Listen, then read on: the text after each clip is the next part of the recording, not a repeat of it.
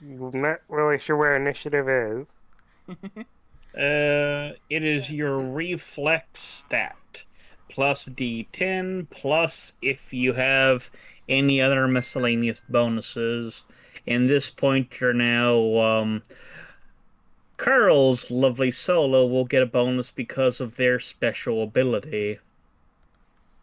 Because solos are really fucking quick in combat. Probably all the paranoia, to be honest. Paranoid if I'm right. I mean, I just got shot. It's not Indeed, and you paranoia. took it like a champ. Mm-hmm. And with all that, good evening, Night City. Welcome back to the gritty in Night City, or technically, we're out far from out Night City. We're out in the middle of nowhere, Alaska. Indeed. The gritty and buttfuck coldville. Yeah. Most indeed. For the quick reminder for anyone coming in new, though, I'd still recommend checking out how we got here, because well, He's fun. yeah, and a lot of shit happens. But for the reminder, we've got our referee of Orsk. Hello, hello. Whether wanted to say trying to keep us from killing ourselves, but then again, that's not really his job. Nope. Kind of the opposite. We've got Captain is our medtech bum. Mhm. Got Magus, Captain.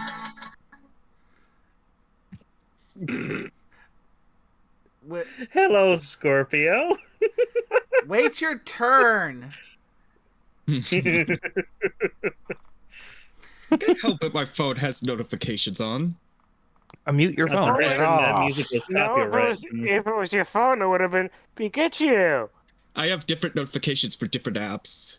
That was a notification that telling me that Nay is streaming. And I'm looking over, and at the moment the model just had the look of disapproval on it. Eh. Right, so back to the brief recap intro. We got Magus, who is Captain's bimbo rocker girl Doe. Hi. E. We got the sus one Scorpio here, who apparently has a bit of a death wish, who is our questionably mental has questionable mental stability, a net runner. I don't have a death wish yet. I haven't made some. And it's too late in the day to drink some. Never too late. It's never too late. Mm-hmm. For coffee? This is Yes, we're all here familiar with that coffee brand, but we're not sponsors, so you're not getting any brownie points. Oh no, I was making more of a joke because you said I was wanting a death wish.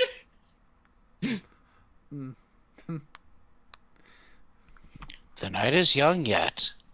Indeed. After all this, that we are talking about the one who's got the biggest death pool on him. That is in most indeed. Potentially. We've got our laconic solo with Carl. Oh. We've got nickname the nomad pirate. Yarr! I be this pirate sister. Yarr! Probably one of the leading reasons to why Scorpio hasn't gone and gotten flatlined yet. Yet. and yours truly as our party media.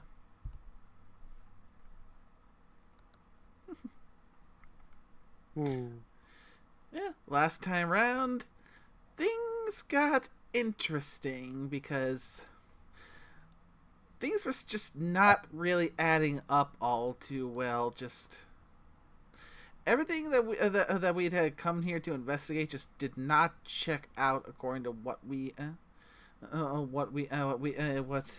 been told. Mm-hmm. Seemed like a bit of a wild goose chase, which ultimately resulted with us being blown out of the sky. Most indeed. Because someone tried to blow up the plane we were in, but did a piss poor job of it. Yep. So how did you get initiative from? How did you get initiative from that stuff? Because I got the same one thing. Oh As no, I guess. just typed down names. I'm gonna add in numbers afterwards. Okay. Okay, I thought it was in order, and I'm like, what the hell? Yep, no worries. I just haven't pulled the numbers yet. Yeah, but after crashing, we ended up running into another media from News 54. Mm-hmm. And quite an unexpected little collab opportunity for yours truly. But with that much Indeedy. to come up and by trading info reveal that both parties had been set up because both of them were hired by the same person who is apparently most likely a very high-ranking member of the corp that we were sent to investigate. Indeedy. So this is all screams a plot for insider trading. What a scoop! Uh-huh.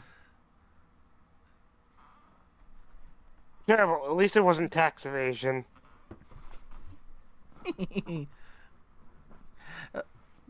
Though we still have to get some hard evidence to make it stick. Right now we're kind of in a bit of a pickle because there's a big blizzard storm coming, and we're under fire now. Ah, good fire. Scorpio, where are you getting the 16 from? Wait. What's going on? Oh, never mind. That was from a very completely different row. Okay. Mm-hmm.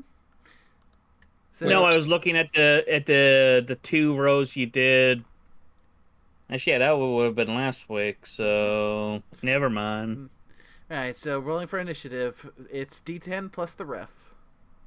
Yes. Plus Yeah, any I other was miscellaneous worried bonuses. because it's like, wait, You wait. take penalty for damage if you for your ref, if you've got like serious. Does the stun play into that at all, or no? No, that's just a penalty on your stun checks. But Okay. you do currently have a penalty. Give me a second. Poor kitty. Let's see. You are on only the first level of damage, right? I'm in serious. I have one tick in serious. Yeah, we're all in various hurting and various things. Many of us light, a few seriously wounded because of that crash. Indeedy. Okie dokie. Come on, I remember seeing that the last week. Where is the listing?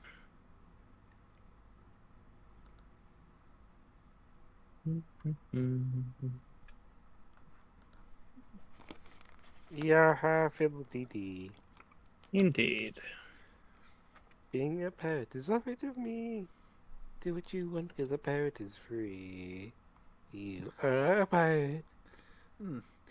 Think everybody will be a little bit more evened out tonight, or going to be temperamental again? Well, you kind of Probably jinxed it, by the temperamental way. again. Yeah. Ah, here we go. Okay. Let's see. So you're into serious now. At a serious wound level. Okay, so anyone who have basically all of the light wound like blocks filled up and you're into serious wounds now, you will have a -2 on your reflexes from now on. Okay, so if all my light is filled up, I have a -2. Yep. Okay. So that becomes this. Yes. Okay.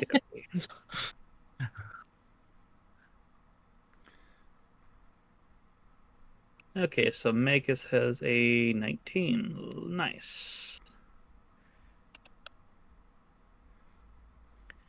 You mentioned I had a bonus. Yeah, that your combat senses is added onto your initiative checks. So like your class special like thingy. Yep.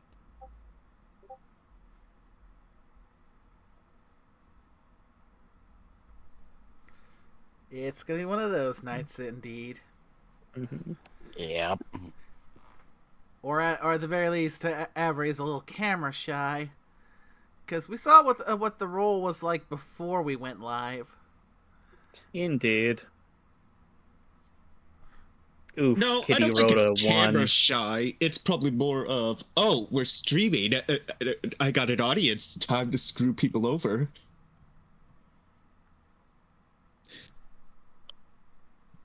Ollie isn't Okie camera dokie. shy. Not at all. So we know. Yes, we know. The whole world who watches News 54 knows. They were probably taking bets like, are we going to see them again? Someone in the Kremlin just had a supply prize. Pleasant or unpleasant depends on who it was.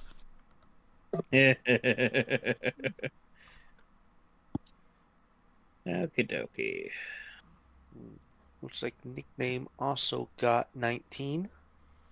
Yep. Okay. Out of the two of you, who has the higher reflex? I mean, I think we're obviously tied because Yeah, we both have 10 reflex as well. We both Oh. rolled a 9. We both have 10 reflex. yeah. Hmm. Yeah, Like I nickname said, can go first. I'm in the Ollie's like I a- said because I had so many muscle I only got to the light series of wounds. Yeah, nickname Nice. can go first. Holly doesn't mind being on the bottom. Bottom the bottomest bitch.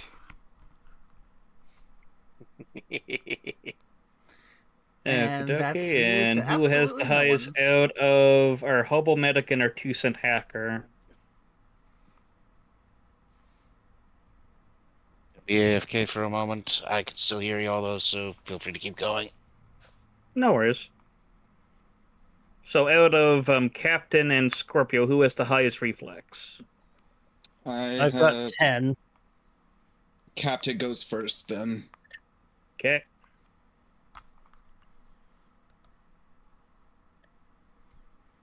Okay. Let me do that there. Next up, they're going to do their stuff. Because they need to also. So, slash R3. Let's go back to their one. Their sheet is here. So they would be rolling with just that. And that. Ooh, lovely. Last stream, the camera went the entire time without giving me trouble. This time, it's getting started bright and early. Oh, lovely. So I'm gonna have to relaunch that. No worries.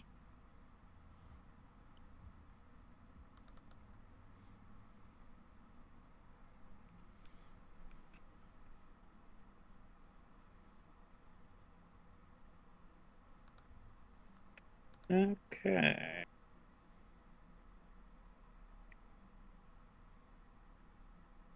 It'll be in that order.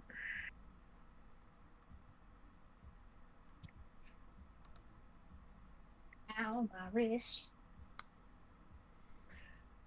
Okie dokie.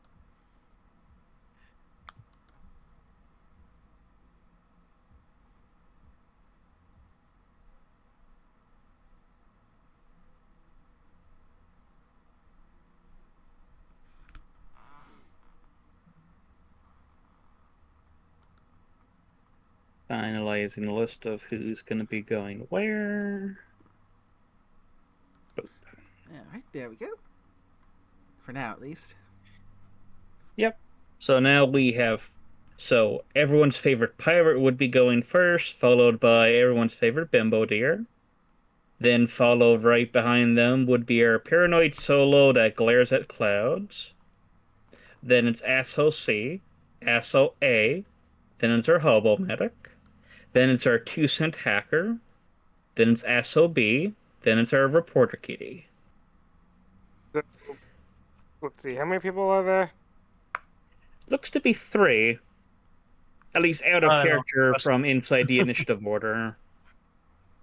No need to use my hand rocket right away, so I'll use my sniper rifle. Yep, so remember now, so to give you context on what we're currently dealing with. So, we did some rolls after the fact now. Actually, no, we did that right at the end of the stream right now, the ones where you're recalibrating your eyes, wasn't it? Yeah, and you told us that they were. Yep. So with the check that you guys had done, then that's the reason why that check was done there now, because cybernetics got it.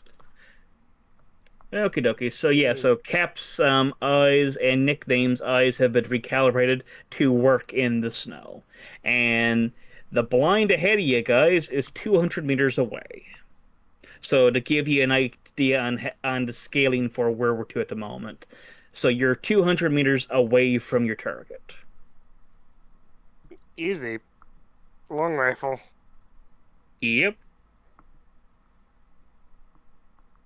And what does piercing ammo do again?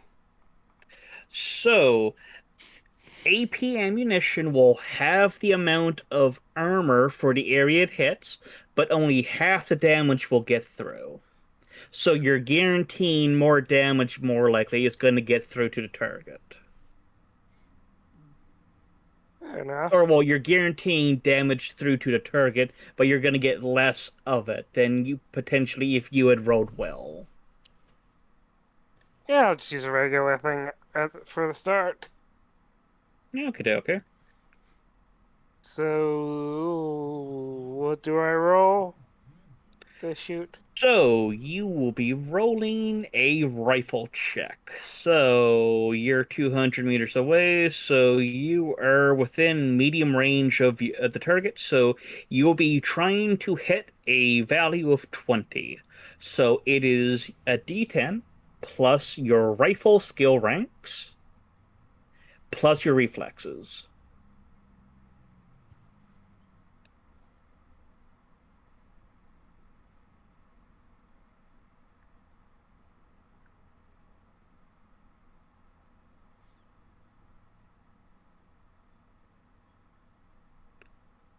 Yep, so remember, your target value is 20.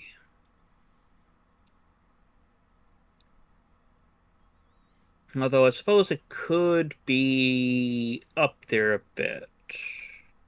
There you go, 20. Oh, nice. 21. I'm just making sure there's no modifier that might be against you at the moment. Nah, you should be okay. Let's say, so you're still nailing it with a 20. Yep. Yeah. So you're firing into the blinder now. Were you firing for the person who first shot? Or are you trying for someone else that was inside the blind? Probably the person who first shot, so basically, you shoot us, I shoot back. Okay, then. Roll your damage, good sir. Because you would have struck, and it would also be a d10 to figure out what spot on them you would have hit. Okay. 3. 3. Okie dokie. Where exactly was that one again? Hit locations. There we go. You said Put it him was a in the 3, torso. correct? Yes. 41. Okay, you got the torso. Center mass. Very nice. Okay, you hit with a 41. Let's have a look-see.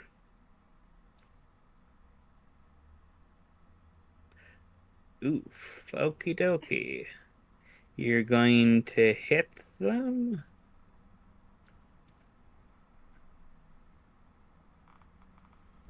And sadly for them, I'm not seeing an armor value on their little sheets, so these guys don't have armor. Oh.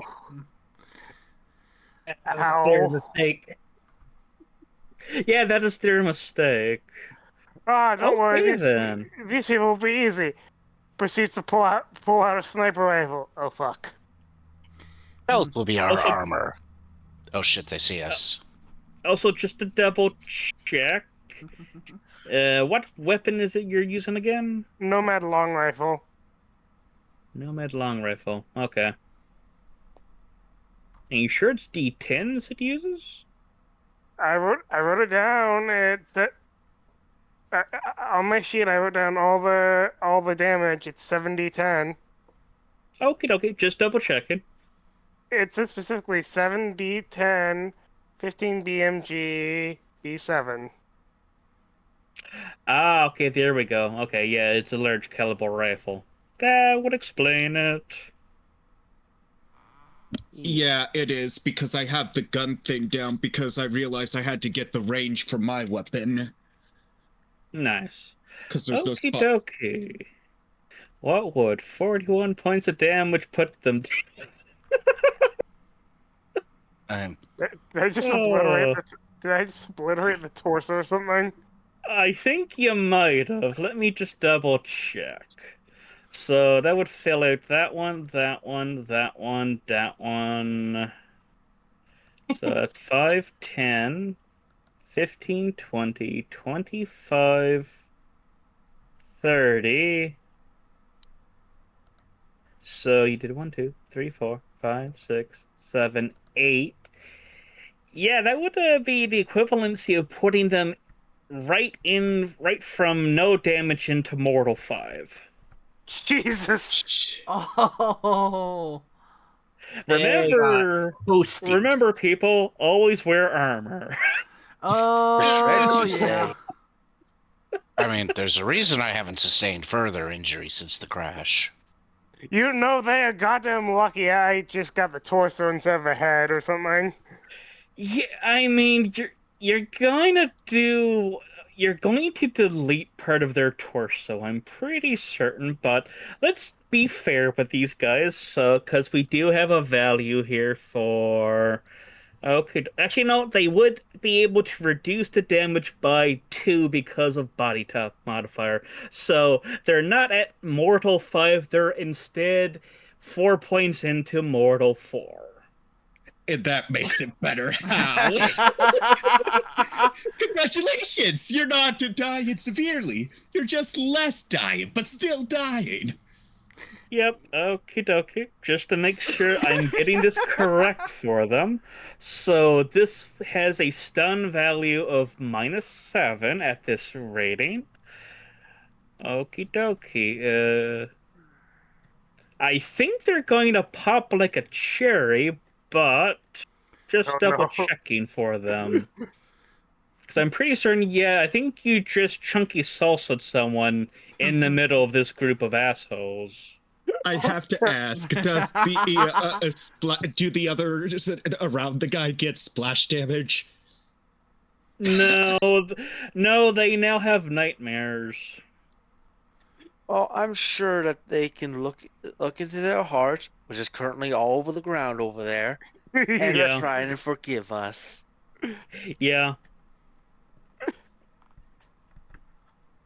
Okay, dokie. Yeah, so that was a torso hit. So, oh boy, dealing with damage, wounds. Okie dokie. They be dead, hopefully. So they're into the mortally wounded section. So their reflex, intelligence, and coolness are rated at 1/3 the normal value. Uh, Special wound cases. Let's see. Okay, if a character takes more than 8 points of damage to a limb area in any one attack, the area is severed or crushed beyond recognition. Oh god, I hit the torso. Looks at the torso you just nailed. Hmm. Oh gosh. You're a meat array. Well, going off of that, you just pop their torso like a pack of gushers. You just, Oh, yeah. Funky salsa. You He know, He did the sea cucumber thing. Funny thing is, Except he can't pull them back in. Ugh. And there's a funny system in this system for Hollywood overreacting effects table.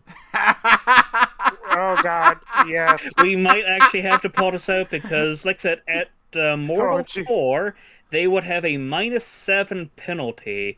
They only have a modifier on their saves of a 6. So they're effectively rolling at a -1 on their D10. So I don't think they can reasonably defeat that, because he had the stun save.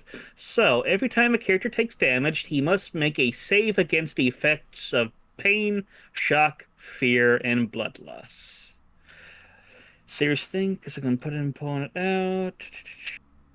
The stun save is equal to your character's type value minus a penalty based on his current wound state.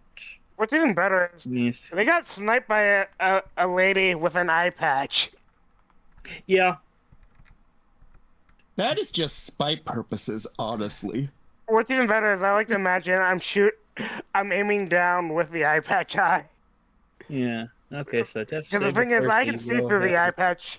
2 or lower than your character's body type score, subtracting the level of severity from the wound from your base.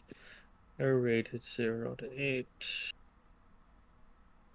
Their turn takes a mortal 4. You must roll lower than 10 minus 4. So he would have to. Okay, so at Mortal 4, he would have to roll against his body score. So his body score, let's just for, funsies sake, look at what his body score is. He's got a body of 6. So 6 to take away 4, because we're at Mortal 4. He'd have to roll a 1 on a D10 to survive this. And you know what's even funnier is, I have 2 boxes of assault rifle ammo. I only used 1 ammo out of 200. So this is just... Yeah, he's dead. Okay. He's really dead. Oh, Jesus. That was nice and simple. It's like, oh, yeah, he's dead. Yeah, he's extremely dead. Okie dokie. So rolling on the fun chart. Okay, that's anticlimactic. With a 4, that would have been clutching a wound, staggers, and falls. You know what? He's just going to explode. Because big round nails squishy soft target. Yes. Appropriate. Bitch, that's... Like, oh shit, that's an anti-tank rifle. Okay, so let me go back.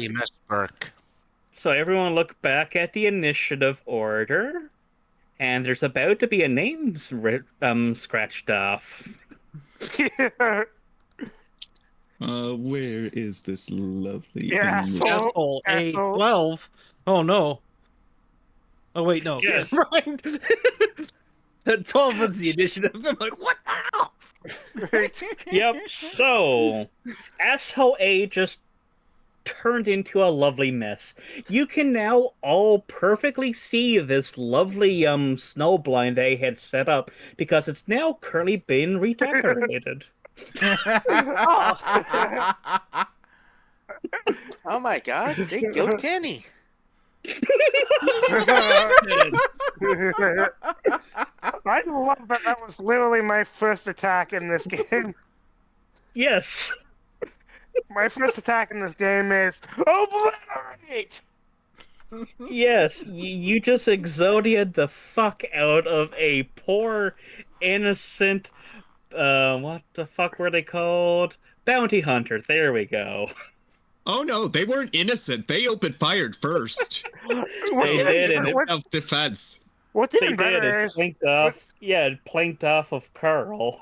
Yeah, What's so even- In my self-defense. butt. what's even better is I just got out of a plane crash, walked it off probably at the best, and just pulled out my sniper rifle. Boom. Yeah. Okay then. So to follow that up, Holly, our lovely, lovely bimbo dear, you just saw your comrade turn someone into mist. You can now perfectly see the outline of their two comrades next to them on either side, who are now lovely outlined in red. But they are still 200 meters away from you at the moment, so a little bit of a long shot for your pistol. Yeah. So for context, your pistol has a range of about 50 meters. So if you were to shoot out to 50 meters, you would be rolling against 25 as your target number. Or at the moment now, if we were to go twice that, so if you managed to get 100 meters closer to them, you'd be rolling against a 30. Not easy values, but you could run on ahead now and try to get closer.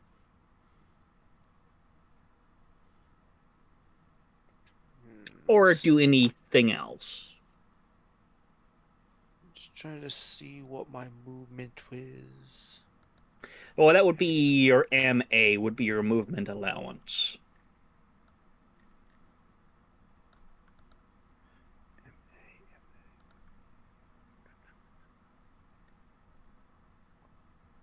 Shoot, where is that on the oh, there it is. Yep, it's one of your MA core is stats, 10. MA. Ah, you're a very, very quick one, but I mean, that's you as a deer. So you can move up to your full movement, which is 3 times your movement allowance in meters per round. So you could run 30 meters this round if you so wished. And you said they were how many meters away? They are 200 ahead of you. And my pistol has a range of 50 meters, right? Yep, 50 meters. So not quite a good combat for pistols, but for people with say like rifles like you're now, it's a nice middle ground for them at the moment. So that's what they were Actually hit using at was that range, rifles. you just take penalty, or Let's see. At extreme range, which is twice your long range, you'd be rolling 30. So with a pistol, you'd be looking at quite a severe hit number, essentially. okay. Like I said, if we were within 100 meters, it would be better for Holly to be able to shoot at them. But at the moment, they were essentially going off of half of their range for their rifles, so they were shooting at you at for medium. So a realistic value that they could hit you at.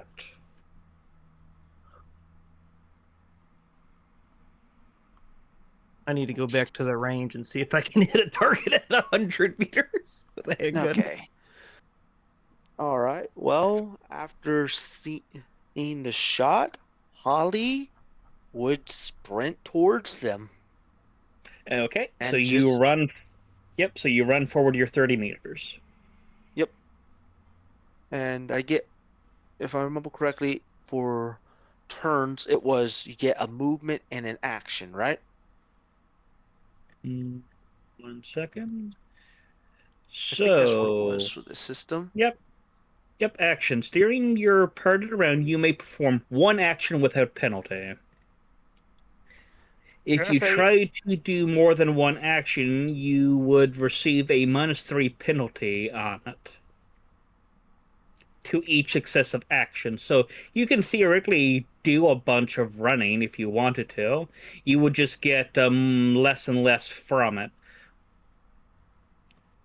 So say if you wanted to say like run more, you could do it, but you'd have a -3 penalty on your MA. So you instead of it being 10 times 3, it would instead be 3 times 7. So 21. The next one would be 4 times 3, so 12. So you could run more than the 30 if you so wished. I think I'll just run to 30, then I'll try taking a shot. Okay, See if I can. I'm probably not going to hit, but I can at least try to make them focus on more than one target. So kind of force them to divide their fire. Yep, so that would be a D10 plus your handgun skill ranks and your reflex. That'd be plus 10 for reflex, and what was my handgun skill again? Now, the thing is, you could theoretically nail this to now, even with a very high DC for your hit, because there's always a possibility of you getting the nat 10. And plus that.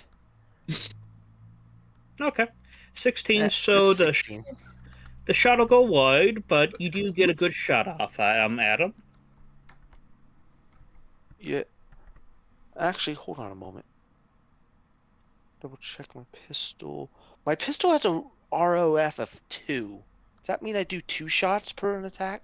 It can. So, when it comes to that now, so you can attack up to your weapon's maximum rate of fire as an action. So you can theoretically shoot twice, so you can shoot another one if you so wished. Okay. I'll do so. You know, I don't know if my light rifle would have been as good at that distance, but that is a rate of fire. But still a miss. Okay. So you get 2 shots after now to, like I said, go for what you're trying to be a target to help, give the 2 enemy combatants something to worry about. So you shoot around them. Now you see snow getting kicked up in 2 different spots around their little blind. But next up is our paranoid solo that glares at clouds. What are you going to do, Curl? The guy that just shot at you is currently a very fine mist all over his comrades. Thankfully, I'm already on the ground, so take rifle in hand and return fire.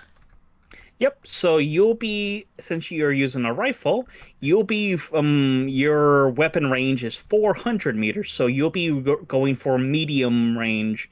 So half of that is would be considered a medium range. So you'll be rolling against a 20.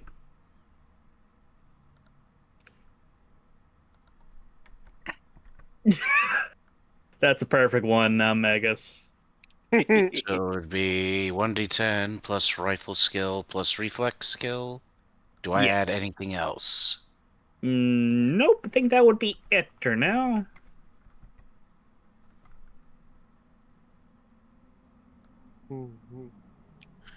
I think your weapon would also have like a weapon accuracy thing too now, so that would get added in. Okay. +3. Ah, okay. And I think Magus, your one might have been a low value, but even then, it would not have helped you with those hits.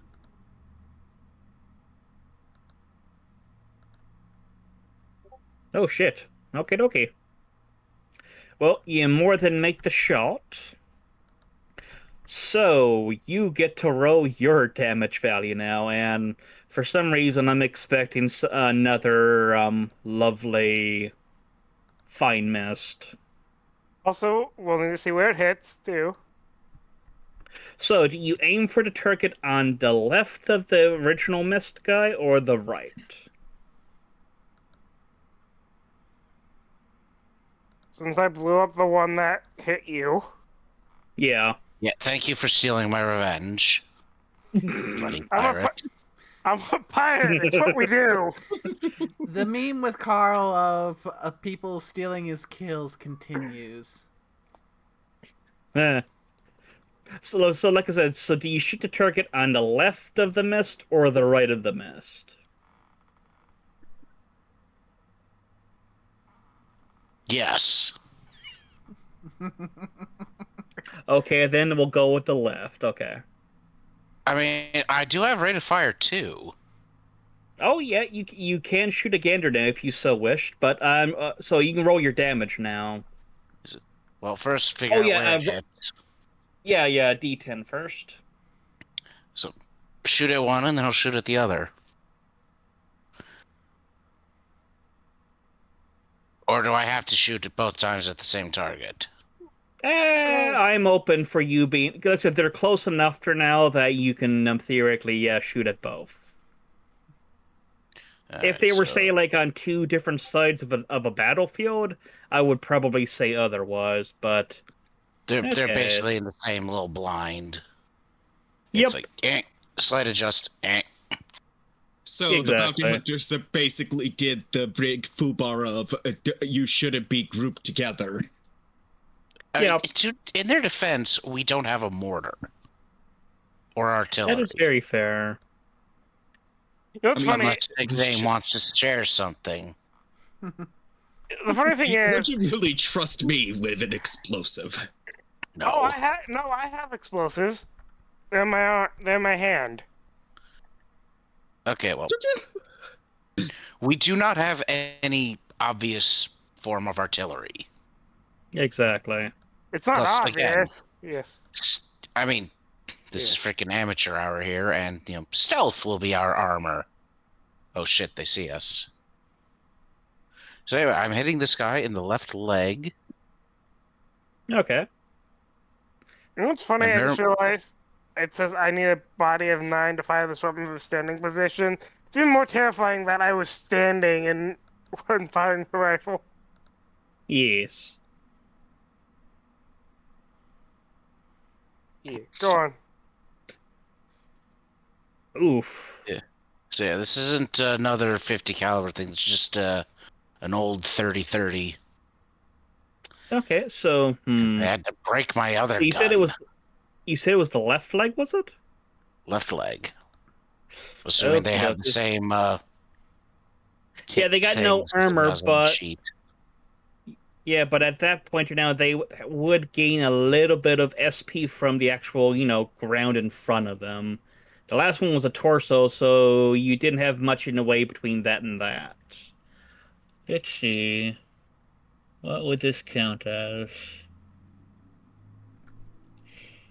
You know what? Given this is just snow around them, I would probably rate it on the same scale as, say, like a wooden door. So they only have that would only be an SP of 5, so 15 would still get through. So he would drop from. So he'd fill up light, fill up serious, and fill up critical. So he'd be at a stun of -3, actually. Yeah. Does he have a leg? Oh shit, that's fair. He took 15 points of damage to the leg, so That is a very good question, Scorpio. Alright, second shot. So, I mean, if he's still alive there, I doubt he's gonna be for long if his leg is basically foobar, since that's basically a major artery.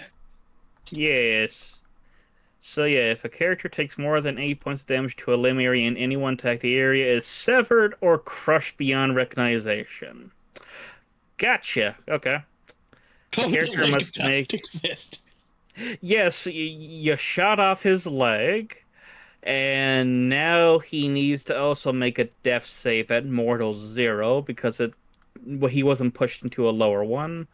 So theoretically, he can probably survive this. So he'd have to make a one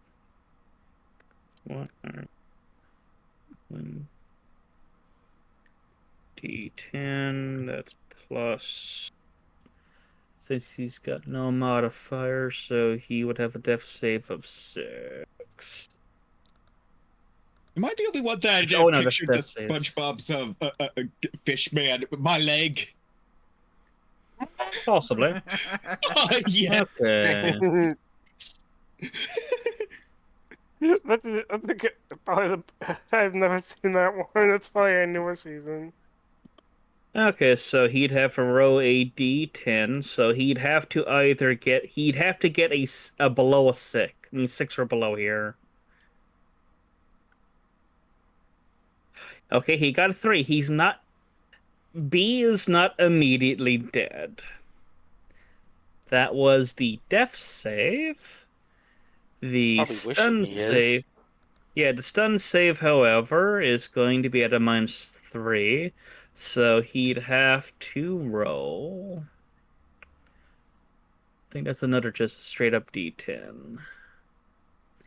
Because I can, other than that, go from staggering falling back. So yeah, stun save. So it'd be 3 less. So he'd have to do a 3 or below.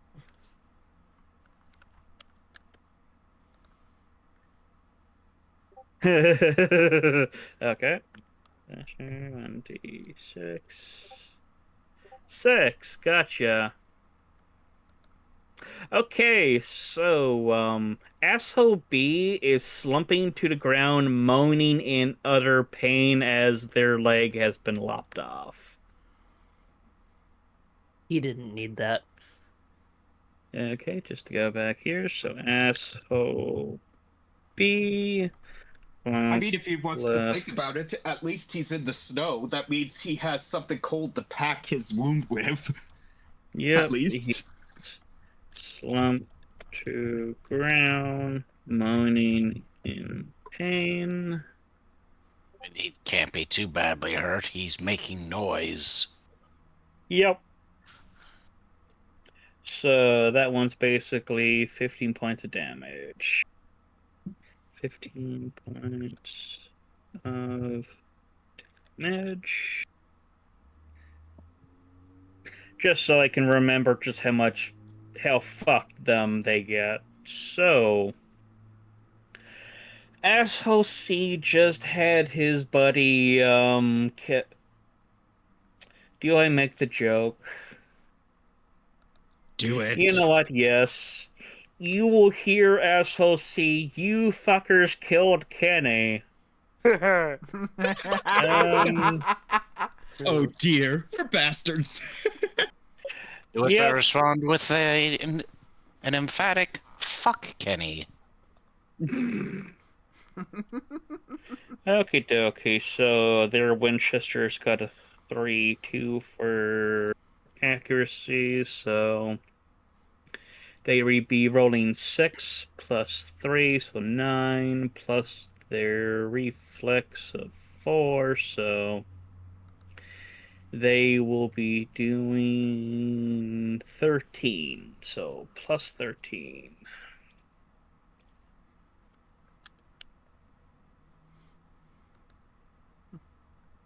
So, you know who they're shooting at? They're shooting at everyone's favorite pirate.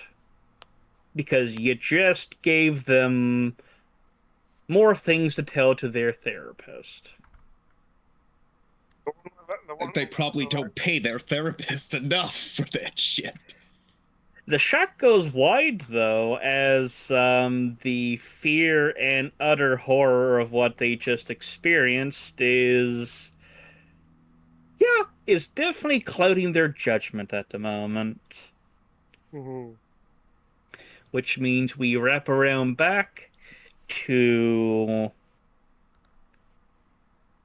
That would be everyone's favorite hobo medic. Oh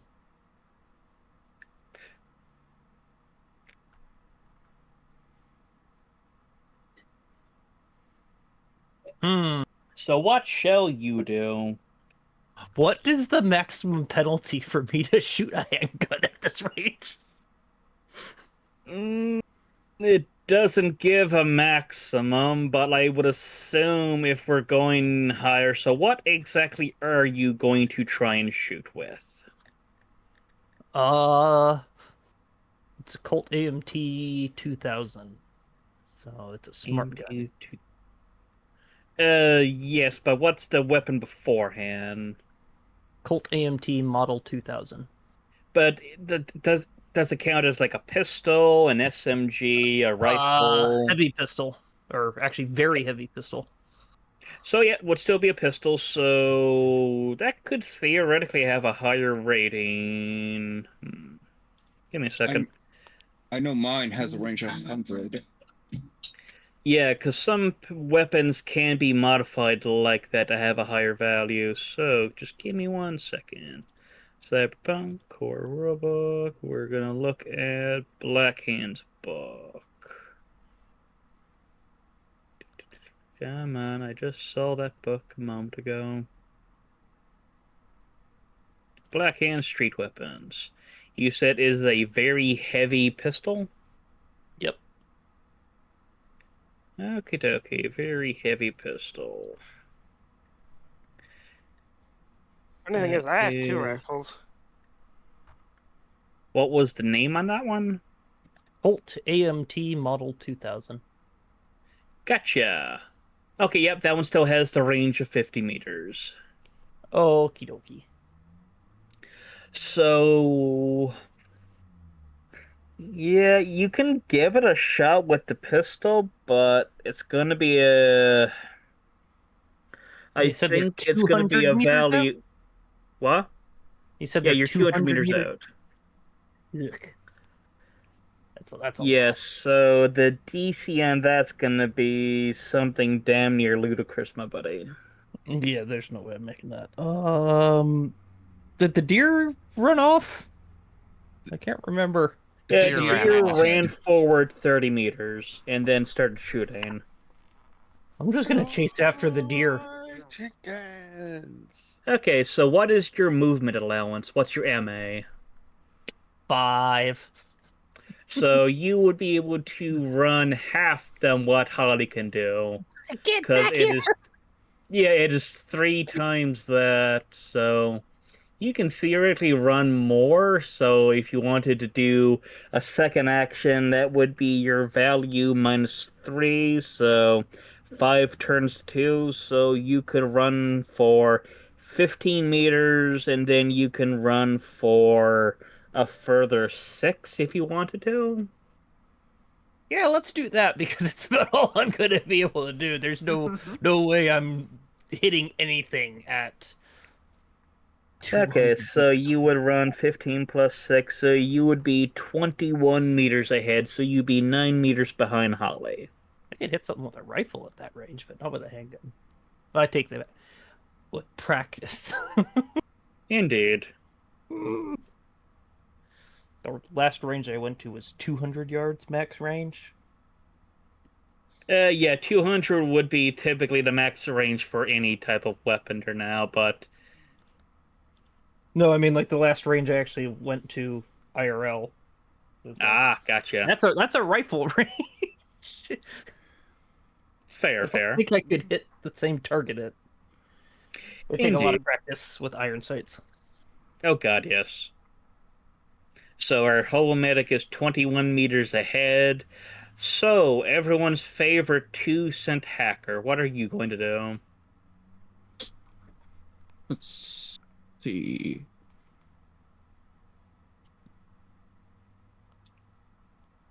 I know even with 100 meters, it's still going to be a difficult shot, probably, I'm assuming. Yep. So if you're using a pistol, 100 meters, you would be firing for a value of 30. Possible, but unless you're really skilled with weapons, likely not a value you're going to reliably hit. Well, I know mine has a max range that it could shoot 100 meters. Hmm? Oh, my pistol is a heavy and it can shoot a range of 100 meters. Oh, okay. So Yeah. so you can theoretically shoot right now at 200 meters. So you would then be rolling against, like I said, the 30. Okay, so that it's still in the. Yeah, because ranges go basically twice what your range is on your weapon, and then it goes to. Give me a Ludicrous. second. Come on, you just said there we go. So extreme range is twice your long range, which is twice your range value. Long range is your full range, so for like a normal pistol would be 50, SMG would be 150, shotguns 50, rifles 400, so on and so forth. Right. Medium range is half that value or less. Close is 1/4 of that, and point blank is touching to 1 meter out. It's basically you would have to be powered by XCOM to miss at point blank. Yes, because the hit number for that one is literally just is a 10.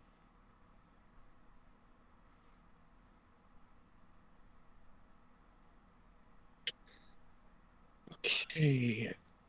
Next question is, will I even be able to make a 30? That is a good question. You could you could aim at them as an idea. Yeah, because, I mean, I don't want to move closer to them. I know the next idea that came to mind is, do they have any cybernetics or anything that could be hacked? Or if they did, is he too far out at 200 meters? Sadly, no. These guys were completely just balls of meat. Feels like you don't see too many full organic bounty hunters these days. Indeed, must be a bunch of hicks out this way, perhaps. Well, being attacked by the normies.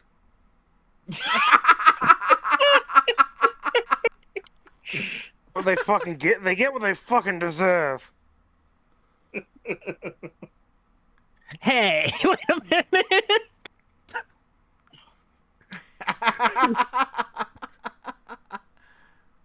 They get what they fucking deserve. I guess I take offense do at it that. something. I'll probably just take the action to aim. Okie dokie. So you can aim. So basically, aiming would give you an additional. +1, and I could do it a max of 3 times. I saw that rule in the core. Yep. Okay, so then you're aiming. So then we get to the pointer now where we're up to our next character. So that would be Asshole B, who's currently frothy mess on the ground. Because, I'm surprised oh Paul didn't boy. shoot twice. Hmm? I'm surprised he didn't shoot twice. Didn't he have a rate of fire too? Did shoot twice. The second Oh, one you missed. did. Oh, okay. Mm-hmm. So While SOB is y'all a were going on. Sorry. Oh, no worries. You go ahead. Yeah, it was while y'all were going on about the other guy getting his leg shot off. I rolled the other one and that miss. Yeah. Fair enough. So since asshole B is not going to be able to do anything this round, although he can probably roll his stun save to see if he gets out of it or not.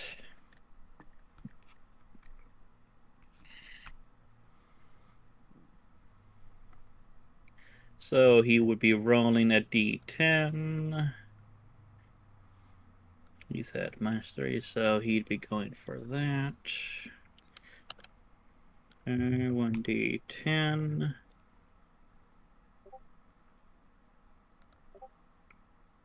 Oh, okay. Sweet Tap Dancing Christ. He actually does beat out his stun save. Okie dokie, so he does that. I wasn't expecting that. He was pretty thoroughly fucked there. Okie dokie. So he did his save so it can be recovered from by running a successful check in subsequent turn.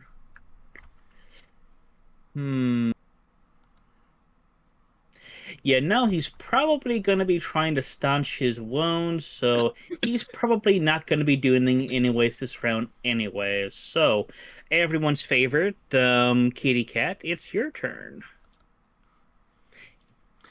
Well, considering my handguns don't have the kind of range I need to hit anything, I'm going to have little choice but to rely on my Medusa. Exactly. So, your SMG has... Oh yeah, you might want to explain what your Medusa is. My Medusa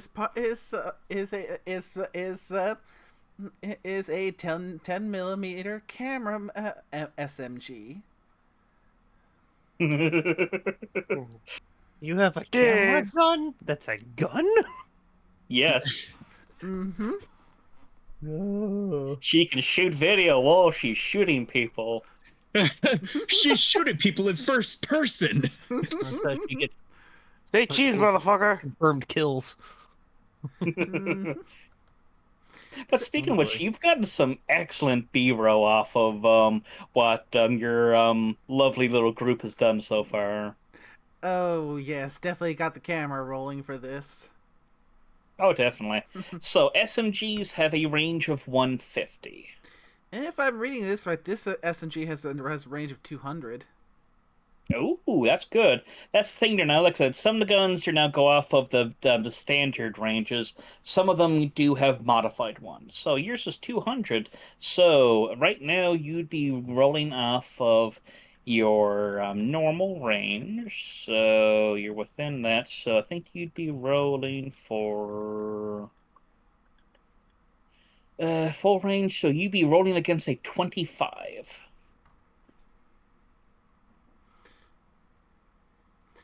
Now the question is whether or not I can actually hit that, or if I'm just giving cover fire and hoping the stray shots hit.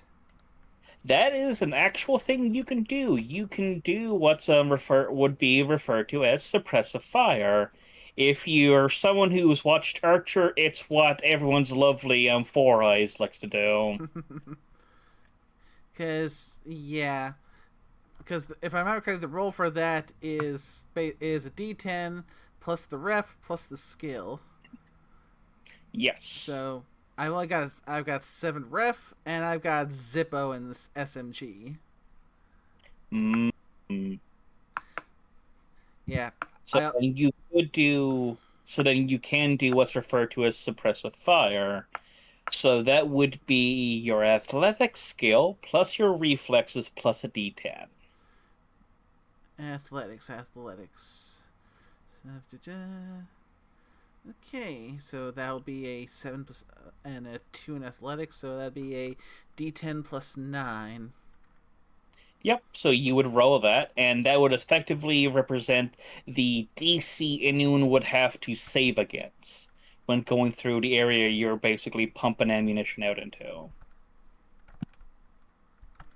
Okay, 1d10 plus 9.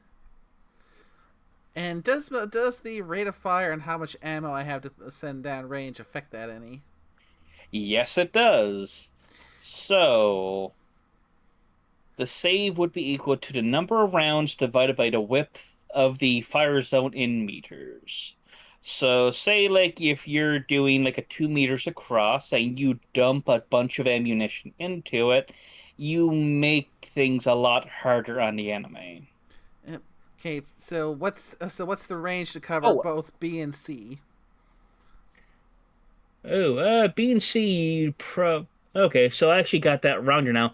What you just wrote now was the athletics plus reflex plus 1d10.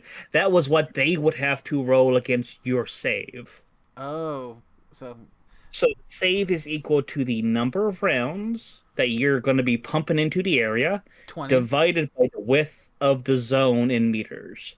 So if you did 2 meters across, which would be perfect for where there are two at the moment, so how many rounds you pump into it divided by 2 would be the save. It's got rate of fire. What is your rate of fire? Rate of fire 20. 20. So you can theoretically set up 20 rounds out there now, and that would be 20 divided by you can do 1 meter, so that should cover the guy that's still active. So that would give you the best one. That would give you a DC of 20. Then I will go with that then. Sweet. Okie dokie. So you go into suppressive fire mode, you do out your 20 rounds. Should I roll? Do I need to roll damage or save? Nope. Okay. You'll roll damage when if someone tries to move in the area you're firing into. If they fail the save, so if they fail the DC 20, they will take 1d6 rounds from you. Alright, so I'll have to save that roll for later then. Exactly. So you pump out a ton of ammunition. Well, 20 rounds at asshole.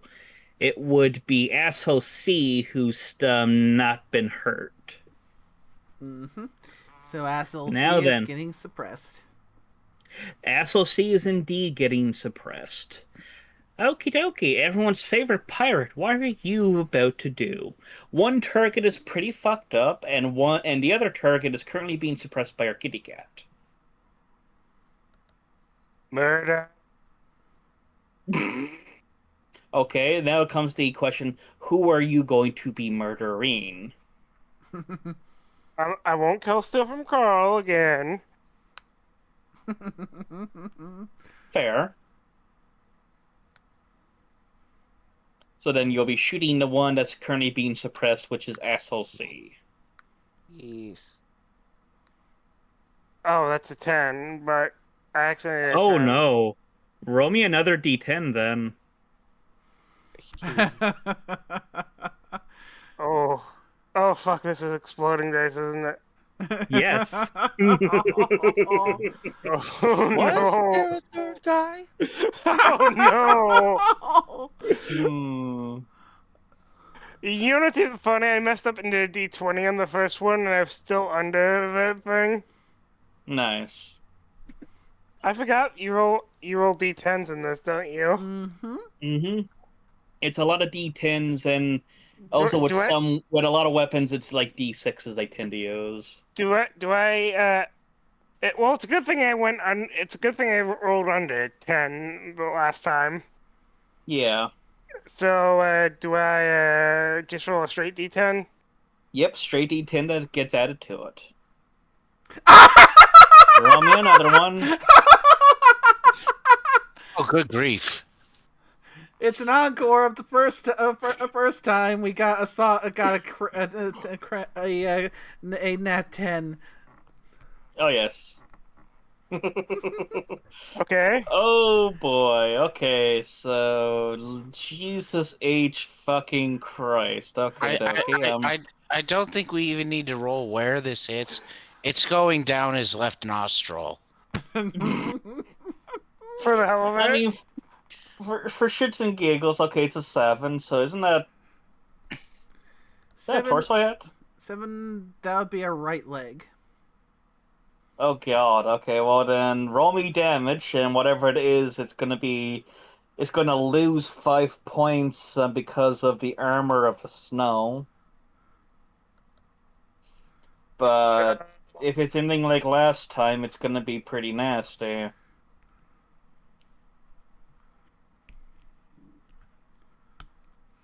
Yeah, 40.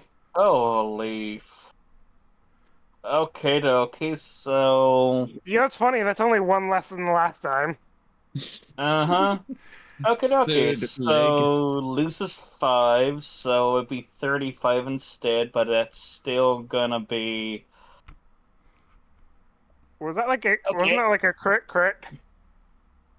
Hmm? Was that like a double crit or something? Yeah, more or less. Welcome Oh, to the God. club. Okay, so 35, so that turns into... Both of our combat focused classes have ended up getting a double exploding crit roll. Yeah. To be fair, Holly also would count as a combative type of class tutor now. Hmm. So we have 5, 10, 15, 20, 25, 30, 35. So they'll be in Mortal 3, technically. So yeah, they're going to be stunned by this, but they need to roll against Mortal 3. So slash R 1d10. Nope. Okie dokie. So it's the same thing as last time. They explode, but it originates from the leg you just smashed up, and they are screaming, they are clutching at their leg as it's just a fountain as they quickly just empty out, like, the last dying breath of a pool in the middle of summer. It ain't pretty. And I can do that. So, I can do yeah. this all day. I got 200 shots. Fuck. Trust Does your me, weapon that's not shoot all more than day. once? Oh, and it's a rate of fire of 1 for obvious Yeah. reasons. But I Yeah. also have piercing ammo. Oh yeah, then yeah, that with that technically, you If I would wanted, actually if I, no, wait, we would be having damage then. no, I didn't use it that time. I'm just saying I also have piercing ammo if I want. Gotcha. Keep Okay. going. Yep. Yep. So asshole C is currently turned into a lovely fountain, and there's just asshole B left, who's really fucked up, and you're hearing from up in the lovely little, formerly well-made and nice-looking, blind, but you hear from asshole Beater now that Mhm. they yield. Please don't fucking murder me. Now here's the question. Does anyone have the face of mercy? Do I look like a face of mercy? But at the same point, I just look at the others. I mean, if any of us have the face of mercy, it's the media. At this point, assuming a solo still has the gun out, I would probably just put my rifle in the back.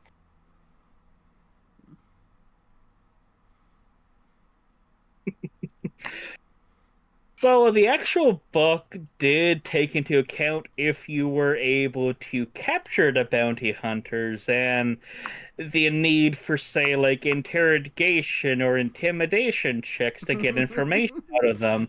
This guy's gonna sing like a lovely fucking parakeet. Hell yeah!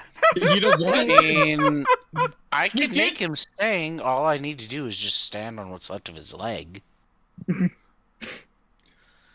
No, if you want to make him sing, Just hit below the belt. I Hey, mean, we'll I be can. sitting. Where do you I- think what's left of his leg is? I have a built-in lighter. Don't you dare!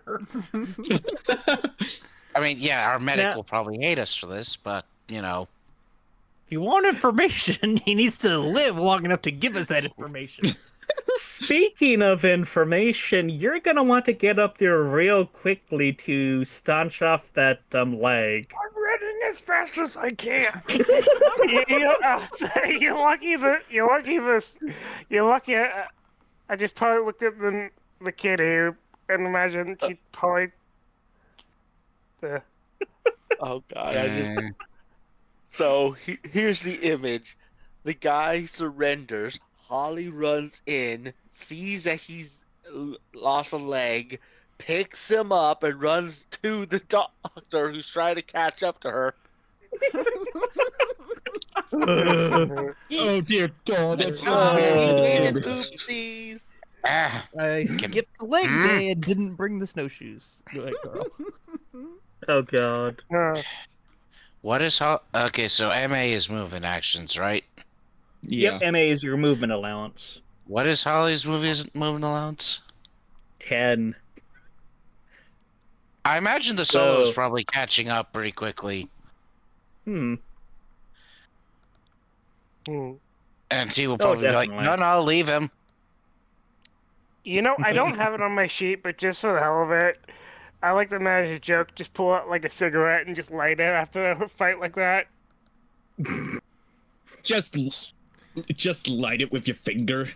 I mean, Exactly. with how bad body. you fucked him, you deserve it. Yeah. Yeah. Okay, when Carl's character says leave him, she'll just promptly stop, drop him right on the ground, right where she is. Okay. The Internal man is grumbles about whimpering the- in pain and horror. You know, at that point, if I'm just over there, I just shine my teeth, which are metal and shark-like. Well, you got a bit of running to do, but anyway, Yeah. because we are going to want to interrogate this fellow, and I know this, the solo will at least attempt to put on a tourniquet, and he's got a little first aid. Oh, hi, Thanatos. You know, he can at least try to staunch the bleeding long enough to get some questions in. Oh, indeed. Till the And I medic- said, yeah, it Until doesn't the take medic that finally long. shows up. Yeah, it doesn't take that long for everyone's favorite hobo medic to get there. Stop killing my patients.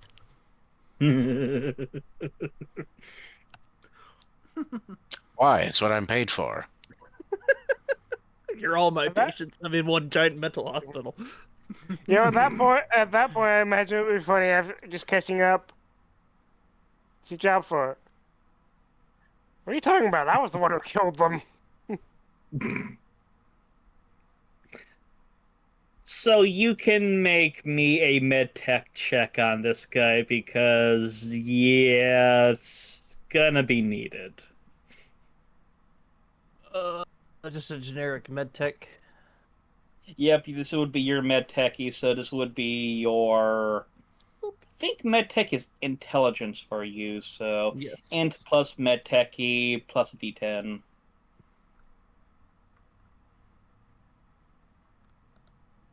I can type. Okie dokie. Definitely you'll be doing some good work on him as you go through a decent bit of medical supplies for this guy to now, but thanks with what you were able to get out of the plane, along with your own stuff to now, you more than have enough to now to patch him up to now as this guy is staring at you guys like you guys are like the Antichrist. He is that scared of you guys. Stares Yeah. back with his artificial eyes. Yeah. And at this point, the kitty Yeah. kitty walks up, crouches down, looks him in the eye, and says, "So, let me take a wild guess. You were hired by some really sus-looking guy to kill any survivors out of that plane crash, weren't you?" 1 second, so I can to make sure I got the right person who did hire these guys. Uh,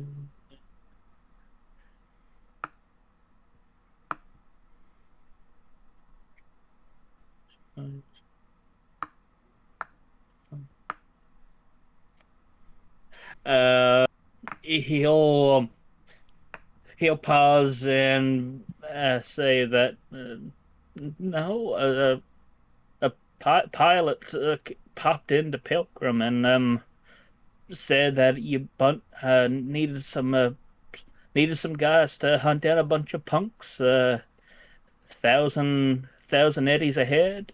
It seemed like a good idea, but you guys are fucking monsters. Oh, you don't know the half of it. Shut up.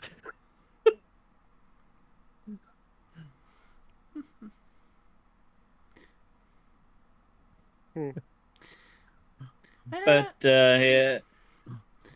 But from what he would also add, it sounds like might be a UEC pilot was the one that apparently popped up into Pilgrim, which is one of the local townships up in this area.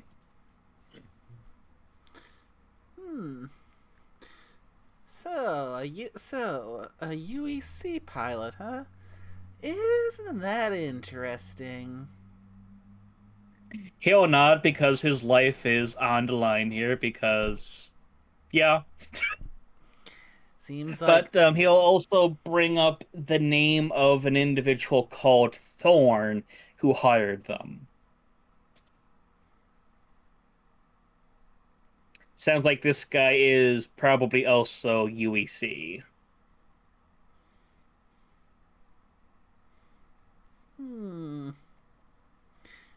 See, it seems like all this little mystery and it just keeps on coming back to UEC.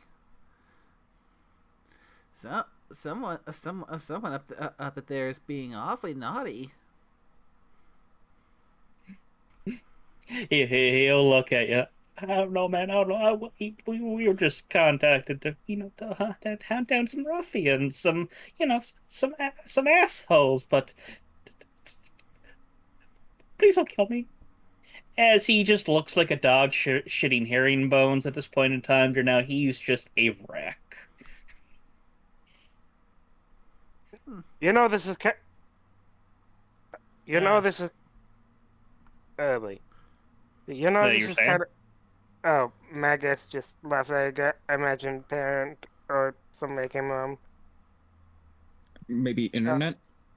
Probably internet. Everything okay, Magus?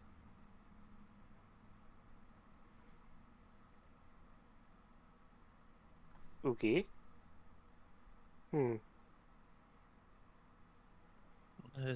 Just give him a moment. Sometimes it takes a while for it to work. Yeah. Sorry about that. Internet decided wanted to just randomly cut out. Ah. I know that. I know that feeling. It happens here every now and then. We all do. Hmm.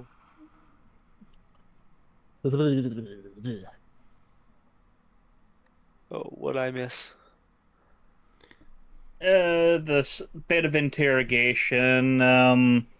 You guys can give Megas the lowdown. You know, I say we let. He can probably live. This is kind of funny. Well, I mean, they opened fire first, and everything done after that was self-defense.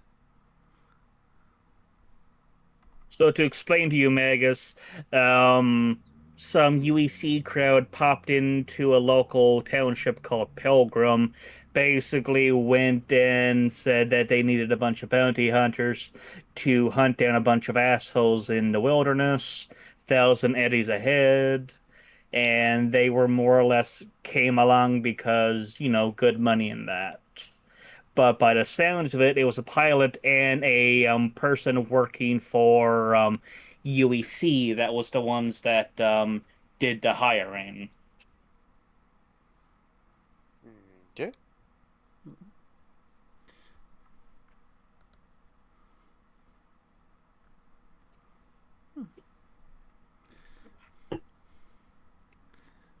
So as he's trying to barter his soul for safety there now, he will give you guys information that they do have snowmobiles. He would point in the direction behind the hill that you're currently on, that their three snowmobiles are over there. Dibs. Fine. Because it's funny in a vehicle. Obligated to.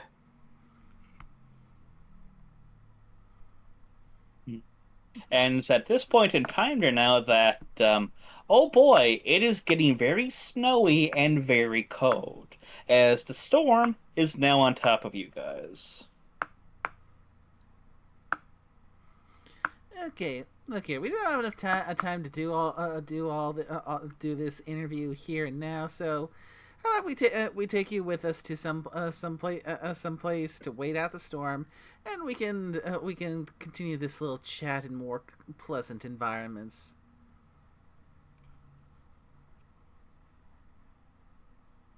He'll nod and, like I said, he's just happy to still be alive. Hmm. So you're able to get off of him. He's got some cold weather gear onto him. That's currently now a very dark shade of red. He's got a knife, and he's got a Winchester M70 rifle. You can see the other two gentlemen whose bits and pieces are still there. They were similarly armed. Yeah, they're still there. And there. Ibs. Yeah. And there. I think there's a little bit over there. Yep. Oh, So, fuck. so these weapons are a 30-06. They got a few mags on each of them. You see in total they probably got between the two of them, the three of them are now, maybe 9 or 10 mags worth of ammunition. Just gonna help myself to that. Mm-hmm. Hmm. So coincidentally, that also gives each of you, gives you guys 3 rifles to use if you run into something else, perhaps. People who don't use rifles are probably. I mean, It's still a I mean, you long-range saw. option. I was mean, you looking and it's like I'm sad. I probably could have hit at that distance. I mean, you saw. Having You, a fucking 10 in handgun. I mean, you saw what my rifle did. Oh, yes.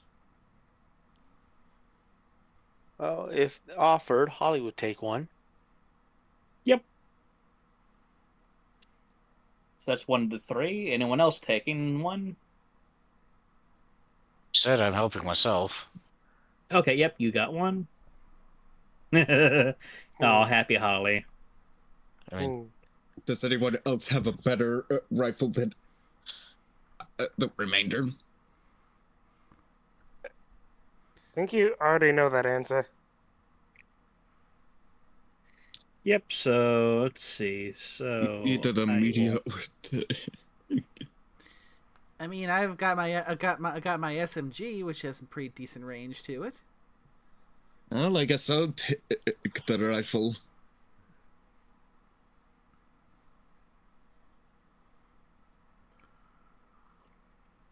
One moment. I'm going to dump into Cyberpunk.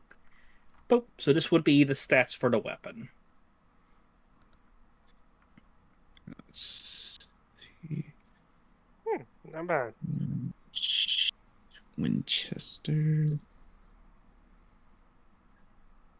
And 9 megs in total.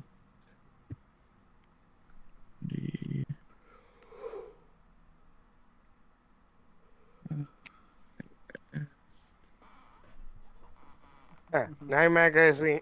Oh, only 9 magazines. I bought a goddamn. I got. I got goddamn boxes of ammo. I know, but that's because you're a pirate.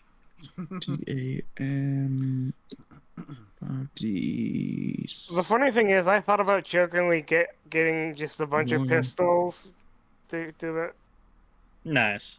Well, you can do that with like the one shot, like the one-use pistols. Like they just have a magazine of ammunition. There's no way of reloading them, so you can just, they're super cheap. So you can do it like a rack of like flintlocks. I Exactly. mean, they're absolutely shit pistols, but I mean, they still do a job. Yes. But you guys have also gained, and I should also mention, 3 snowmobiles. So, how's everyone's ability to drive? How many Yes. shots does a mag hold? As you can see, they're now 5. 5. Would this count as driving or count as motorcycle? Good question. I have points in I want- driving. I do not in motorcycle. We are I going to wonder, go do- to a tree. do they actually differentiate that? Let me have a look. See. I got Oh, points okay. in both. They do have it here. Okay. Snowmobile performance modifiers should be applied to performance of the Wolverine due to strain add weight of the pieces. Could use Wolverine all the way through to the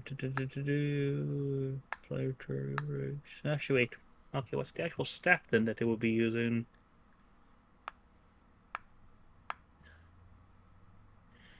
That's number 1, safe handling. That is a... Oh, they might actually have it here in their actual listing. It would count as a snowmobile.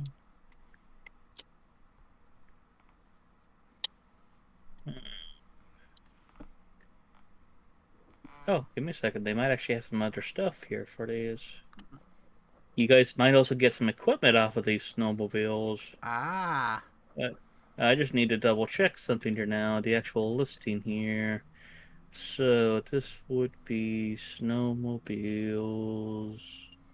I'm looking, and it looks like they call it. Oh, it's a motorcycle. Motorcycle makes sense. Yeah, The, it's, it it's would called be a snow bike. Yeah, snow bike. The funny thing is, if I had my motorcycle, I could commit war crimes. Of course you could. No? So it's a motorcycle.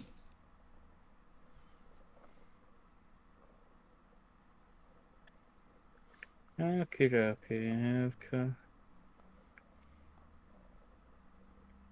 Behind the outside, they've dug a blind. Yeah. My character's motorcycle has mustard gas. Oh yes. That's concerning. Yes.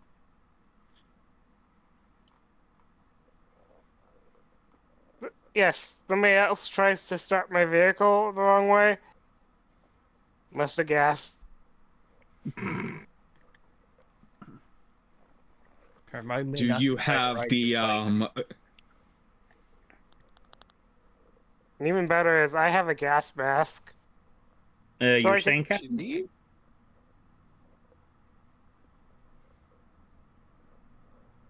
Everything okay? Yeah.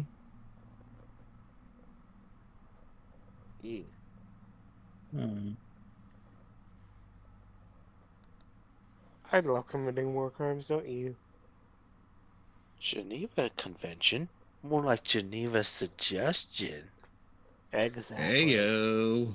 I mean, are they even still a thing in the world of Cyberpunk?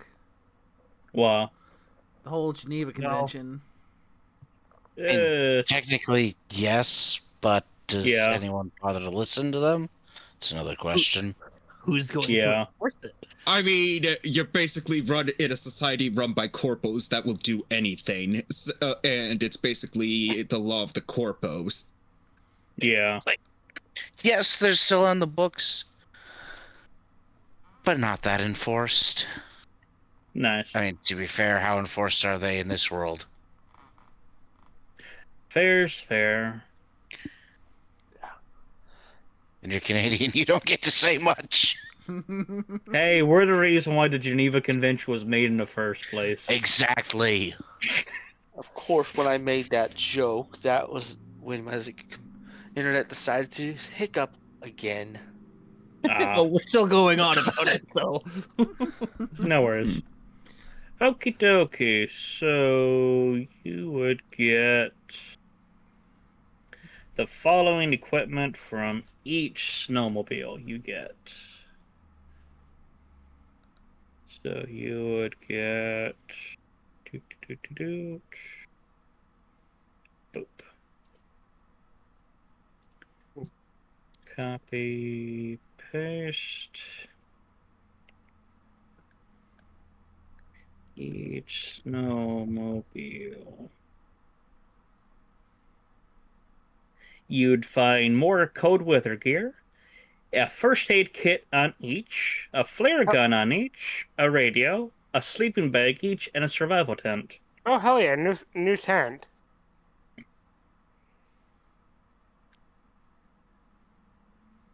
I'll take the tent. Mm-hmm. Honestly, because that was one of the things that had get broken before. Fuck yes, new tent. I have to check if I already have a radio. Well, this would be actually, yeah, this would be like a handheld one. I have a booster. I have a comlink and a booster. Ooh, nice. I have no cell phone.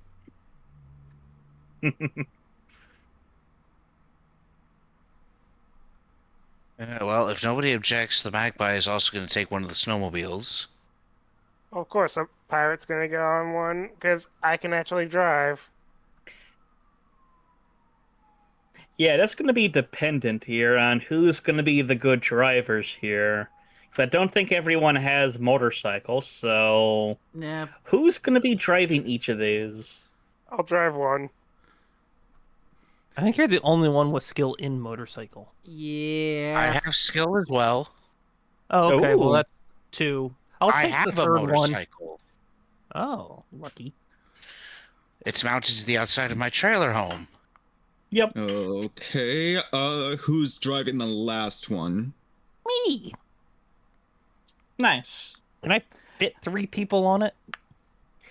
I mean, you got 3 motorcycles and there's 6 of you, so theoretically you can shove a driver and a passenger on each. 2, 3, 4, 5. 7. There's 7 of us. I'm taking the injured dude because he's collateral. Oh no, you sent the injured guy off with Kolchenko, remember? No, No, the the- other injured guy. The guy The one we Oh injured. shit. Oh yeah, I mean I was just considering him, a corpse you were leaving behind. No, he's useful until he's not. So then yes, it would be a bit of a fit, bit of a tight fit, but you can theoretically get 3 people on these. I suspect Holly will be person number 3. Yeah. I don't think she objects to getting close. Yeah, I'm gonna get on Yeah. the one with the pirate. I was about to ask who Holly is riding. Wait a minute. Heyo. Hi. So- Lucky. So, question before we stuff the injured guy on board with our medic and our lovely rock star gal, are you going to at least replace his clothing, his cold weather gear that's covered in his friends with a pair of, the non-dirty ones? No.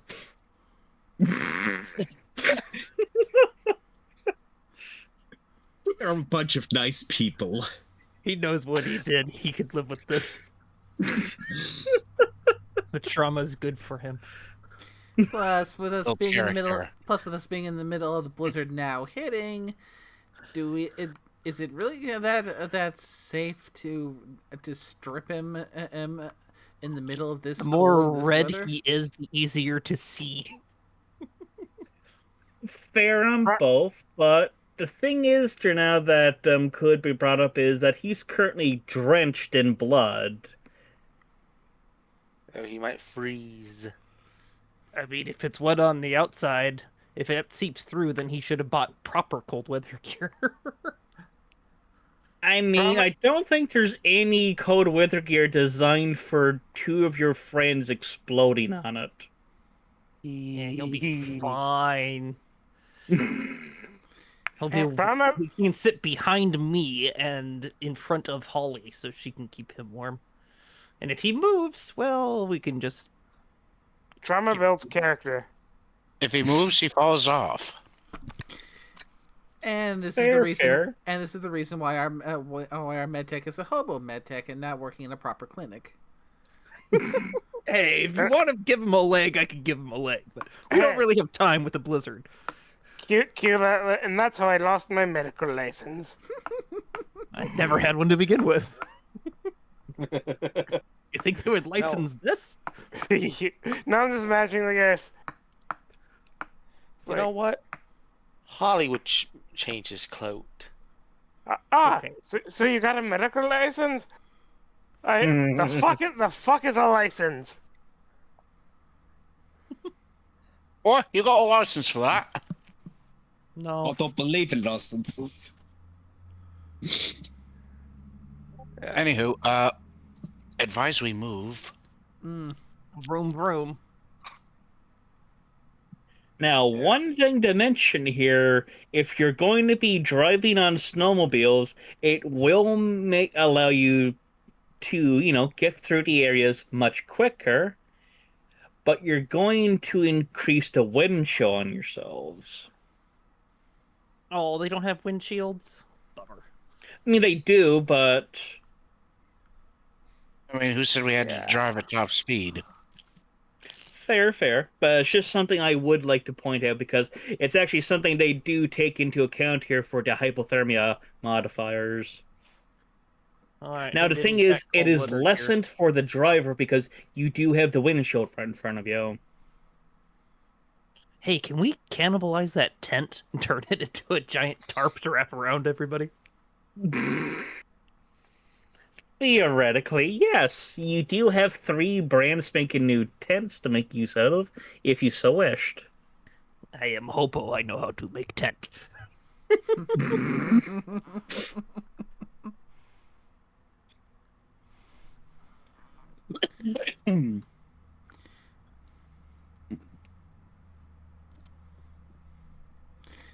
I guess a question I'm for me at the least, would that increase in wood chill? How would that scale with my Sternmeyer cold weather combat gear? Your cold weather gear would negate one of the possible penalties out there now, because you're wearing proper clothing.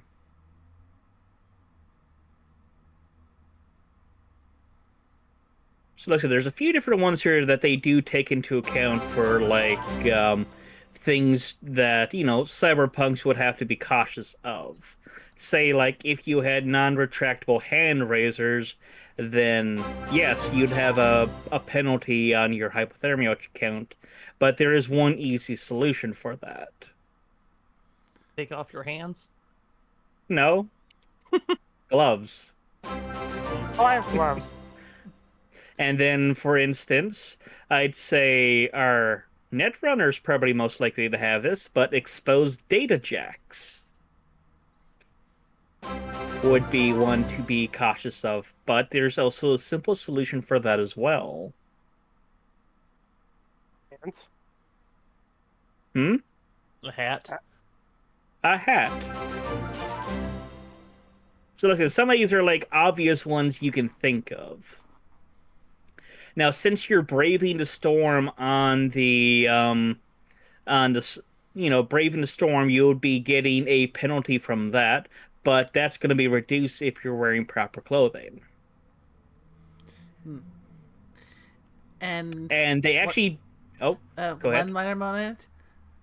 Carl with the freaking sub bomb. He went and started a hype train. Nice. Sub Bob, don't they call that a depth charge? Jeez. Explode. Yep. So it's interesting that you brought up the idea of wrapping people up in like the tent. They actually do comment on that here. So that's in the snowmobile to move it around into it. So every passenger would have a plus 10% on their hypothermia check, a plus 5 only for the driver. But wearing proper clothing would allow you to ignore it. And also, toad players or people that have like the dome tents wrapped around them can also negate it that way. Hell yeah. Yeah, so they do take into account the hobo nature. Good on them.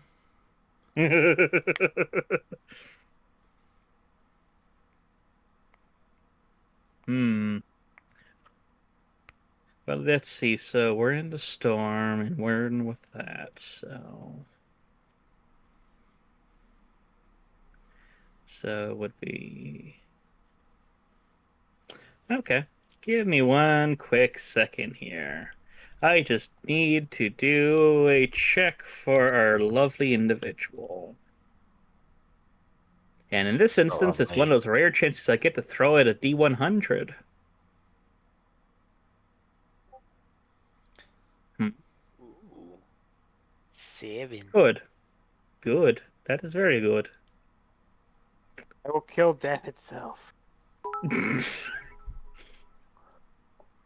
Okie dokie. So you have your lovely snowmobiles you can putter around in. If memory serves me well, it was that. You are making for the observatory itself. So as you're maneuvering across the frozen landscape and the storm is all about you, it gets worse and worse. To the point where you're not able to see jack shit in front of you, in all honesty. I'm pretty sure 2 of us get heat vision. Yes, with the recalibrated sensors that you got to now, you can go off of that, but that's only 2 of you. 2 of us that are driving. Yes, but what about the third driver? Good question. You can follow. We'll go slow. Okay. That's believable. I can roll with that for now. Although as you guys are puttering along there now, you do start to see ahead of you those with your special eyes. You pick up a big mass of heat ahead of you. A bunch of things in a tight cluster ahead of you. My brand. We will point that out. Huh? I mean, like I said, we'll point that out. Okay.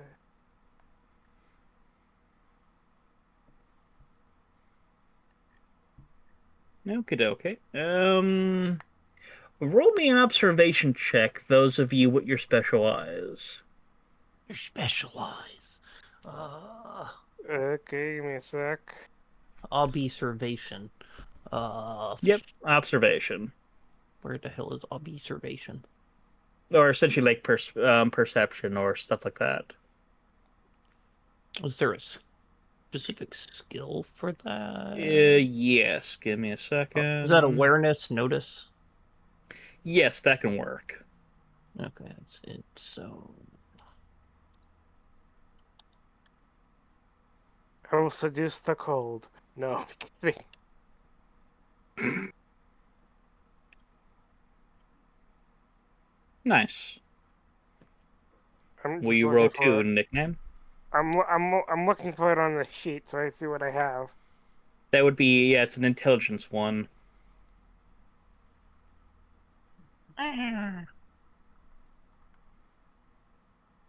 awareness and notice. Yep. Thankfully, I do have stuff in that, and that's intelligence. 10. 10.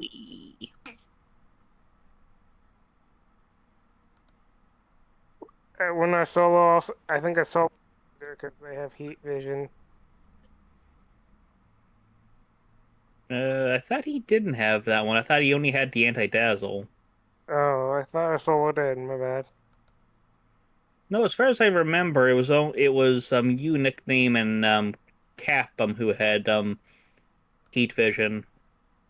E. I think my helmet Okay. also has it. Yeah, could.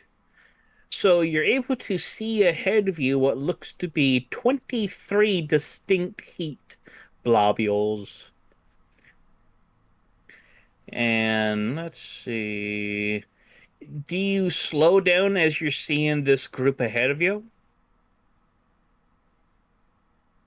And these are like big ones here now. These are some type of quadrupeds. Moose.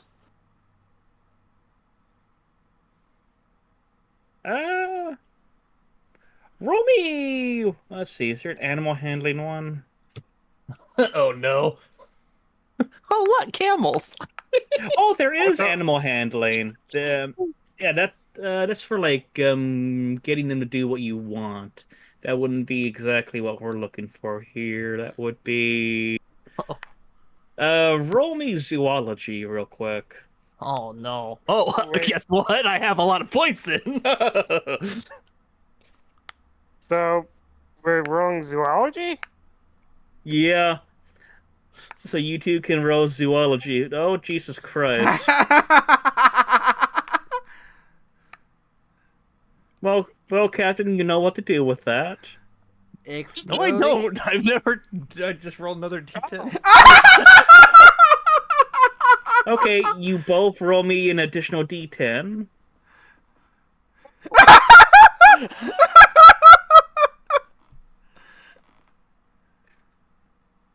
Hmm. Okay. So I have nothing in zoology, and I could double crit.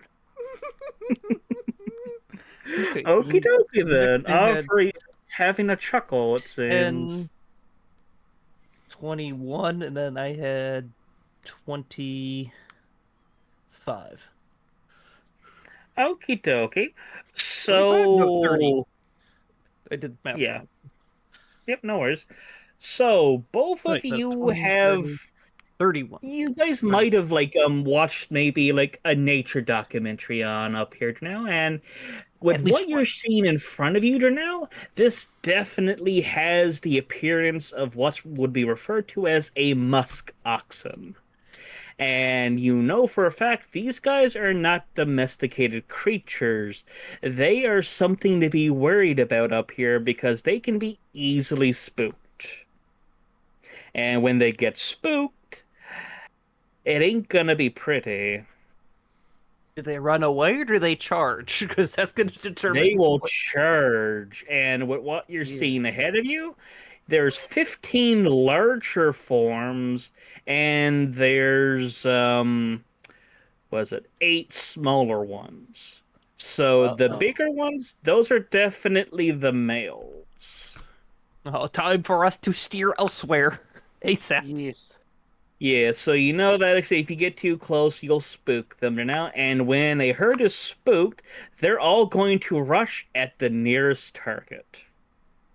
Yeah, we're going the other way. We're going around. We go the long way. Yeah, sounds like an idea. That is a smart idea. These things are not friendly. These things have not been, dealt with by people. Oh dear God, okay, I can actually see what their stats are like. That's, worrisome.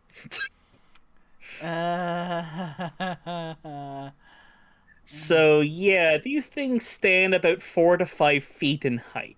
and they're roughly the same build as an ox or a small moose. Mini moose. Mini moose. Hmm. But yes, thanks to apparently you guys watching a random ass nature documentary, you know for a fact how to handle these guys. We had to pass our time somehow on the plane. I like to think at the one me and the hobo were just watching a movie together on the plane. Oh I god. mean, definitely wasn't together. I was up in the cockpit, but I mean, there's what are you I gonna mean- do? They have limited selection of I mean, videos to watch. I also can fly stuff too, so maybe we were both up there. It's like Most indeed. So you guys avoid being mauled to death by 15 angry musk oxen. Congratulations, you avoided what could have been possibly a character death or three.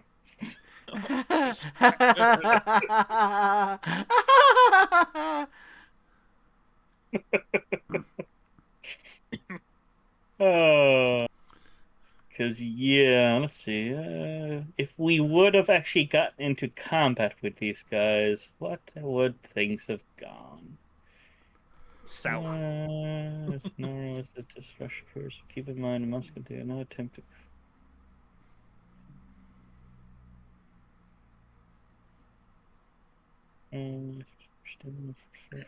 Russia vehicle. Just victim in the church. Okay, okay.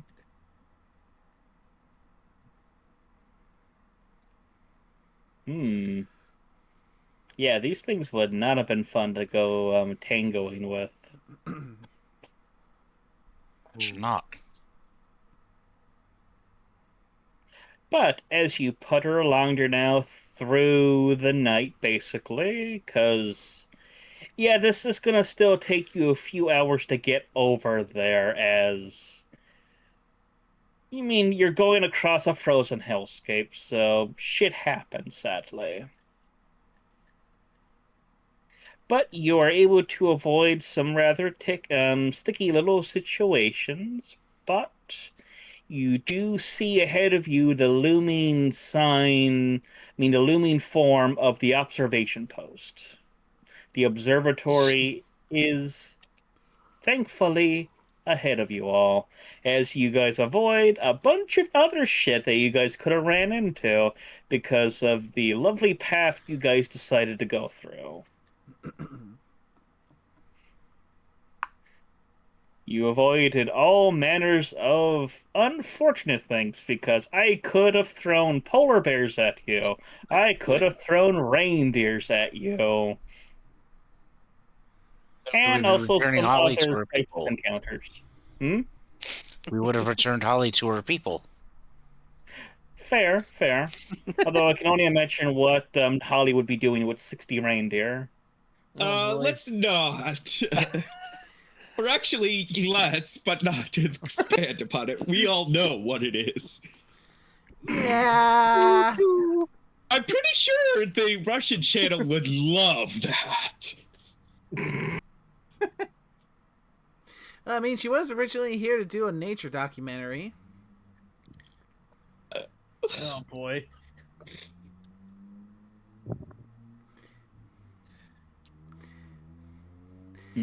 And But yeah, it's going to take it.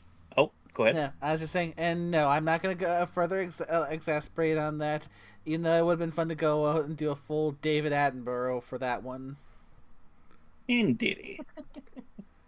But like I said, this is going to take basically a day for you guys to get there, but not as long as it would have because you thankfully did get your hands on snowmobiles about halfway across.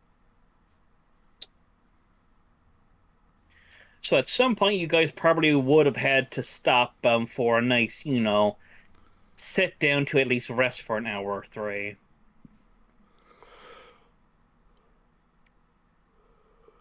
Although, if you wished, you could push through until you get to the observatory. I mean, considering that we don't know if the observatory is going to be a friendly or not so friendly place, probably best to make sure have some level of rest before we go there. That's fair. So after dealing with the musk oxen, would you have taken the time to rest up for a bit?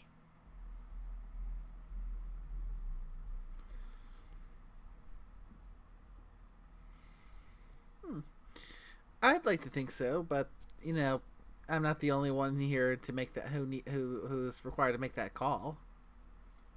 Hmm. Well, like I said, I was asking the group as a whole, basically. Holly wouldn't be opposed.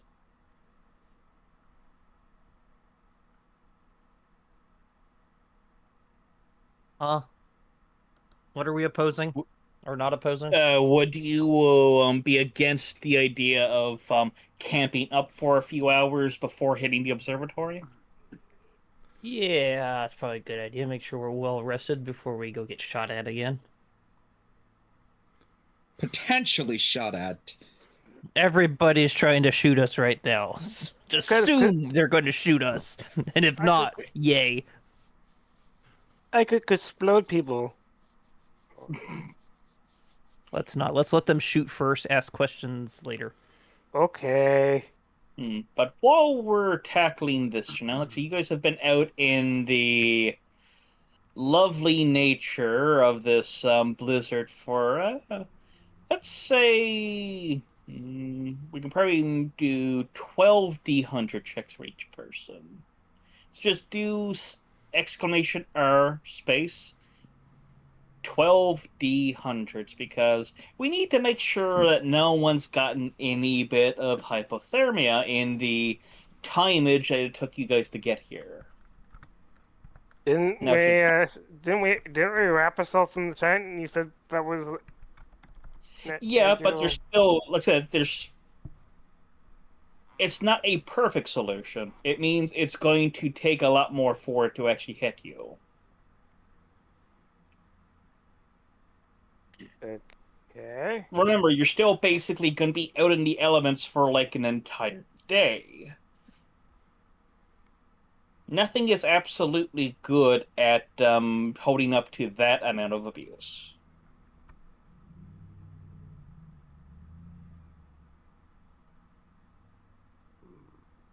Question. Yes. Would those of us that have fur have a little bonus? Yes, you'll have bonuses, so essentially it'll be against whatever DC you're needing to beat.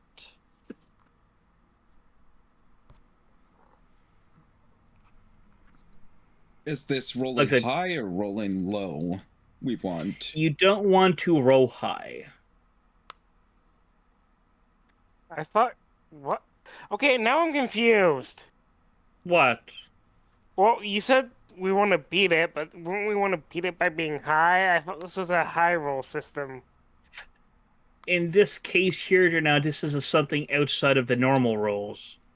This is a D100 check, so it's going to be different than the D10 stuff we're dealing with. Hypothermia, Captain. What are we trying to do with it? I don't like that number. I mean, If anything, I just start a fire. With what? I don't know. I have an old broken tent. That you do. Is it made of flammable material? Everything's flammable if you're careful. I mean, we're also likely are in some degree of wilderness. There's likely trees nearby, Yep, there would be. so plenty of fuel and kindling. Which we would have to make effort to harvest. All right, who's got a machete? I mean, I have swords, but I have like 200 ammo. let's not waste ammo to cut down bloody trees. Okay, so it was Captain, Carl and nickname were the drivers, correct? Yes. Yeah. Yes.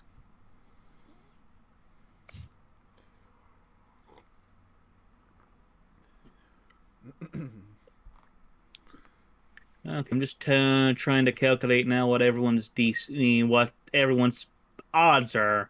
So in this case, it's not quite a DC you're dealing with. You're dealing with a percentage check. I'm an So that's IQ why these are now. D100s. Makes sense. So I'm just looking at what each person was basically wearing and going, okay, you check that box, you check that box. Okay, that's what that does there. So then everyone.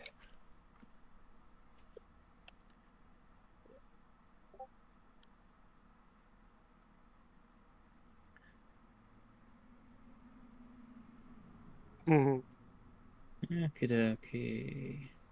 Levy and bed fail.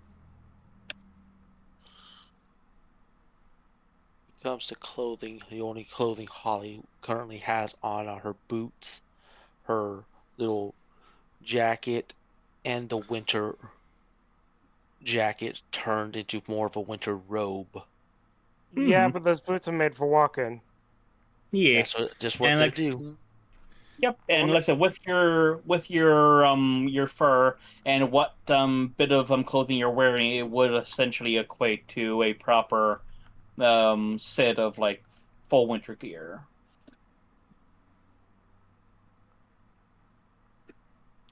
Okay, okay.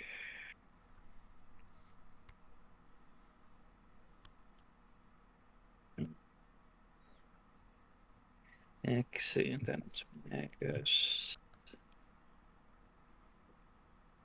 Scorpio. Nay, would be that. And victim here will be doing much worse. Okie dokie.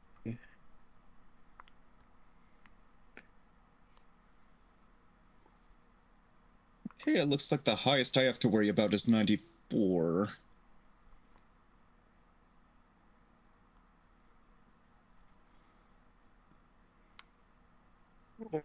Okay, so he would have 20. 35. And go. Oh.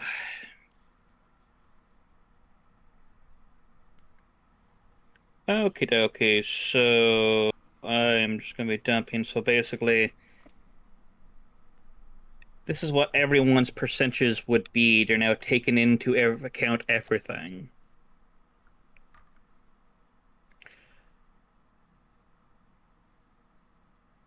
So let's see. Let's see. Doop doop doop. Yes. So I'll go through and look at each one's basically.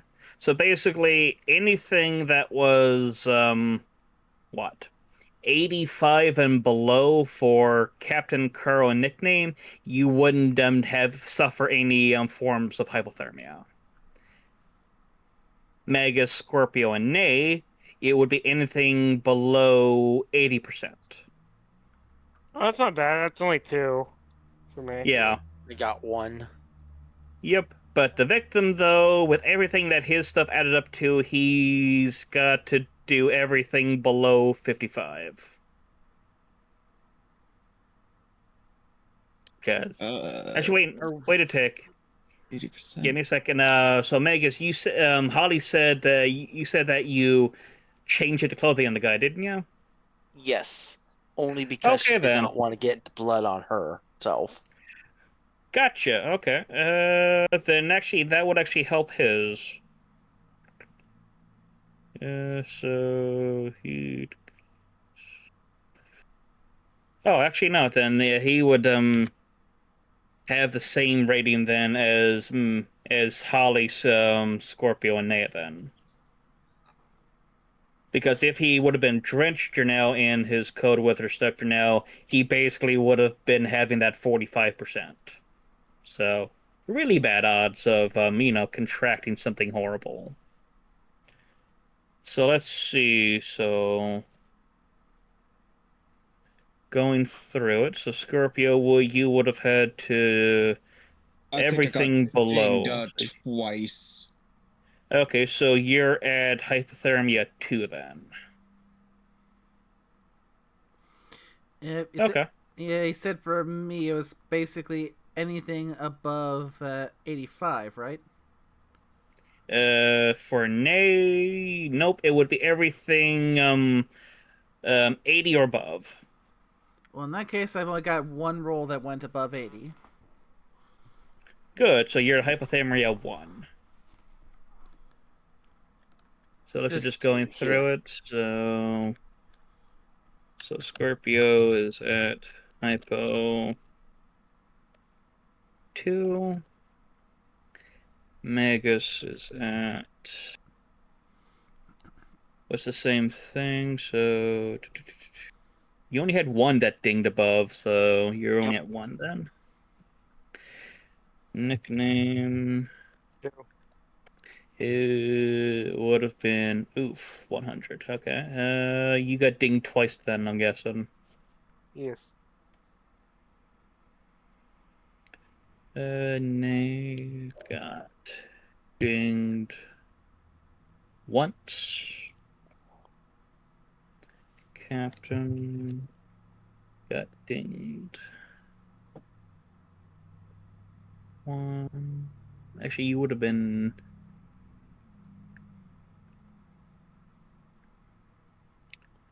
85 and below, you would have been good. So yeah, you only got dinged twice then, Captain. Okay. That's good. And Curl would have also been 85 and below. So 1, 2, 4 times actually. Did buy surplus cold weather gear. Fair. So like I said, I just need to take into account some things.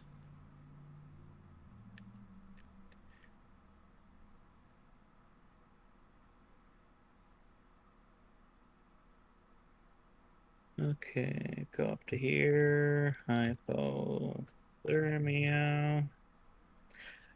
Okay, so just double check now. So Earl and Nay, you guys had the Sternmayer Code Wither gear, correct? We had that. I had surplus Russian stuff. Oh, okay.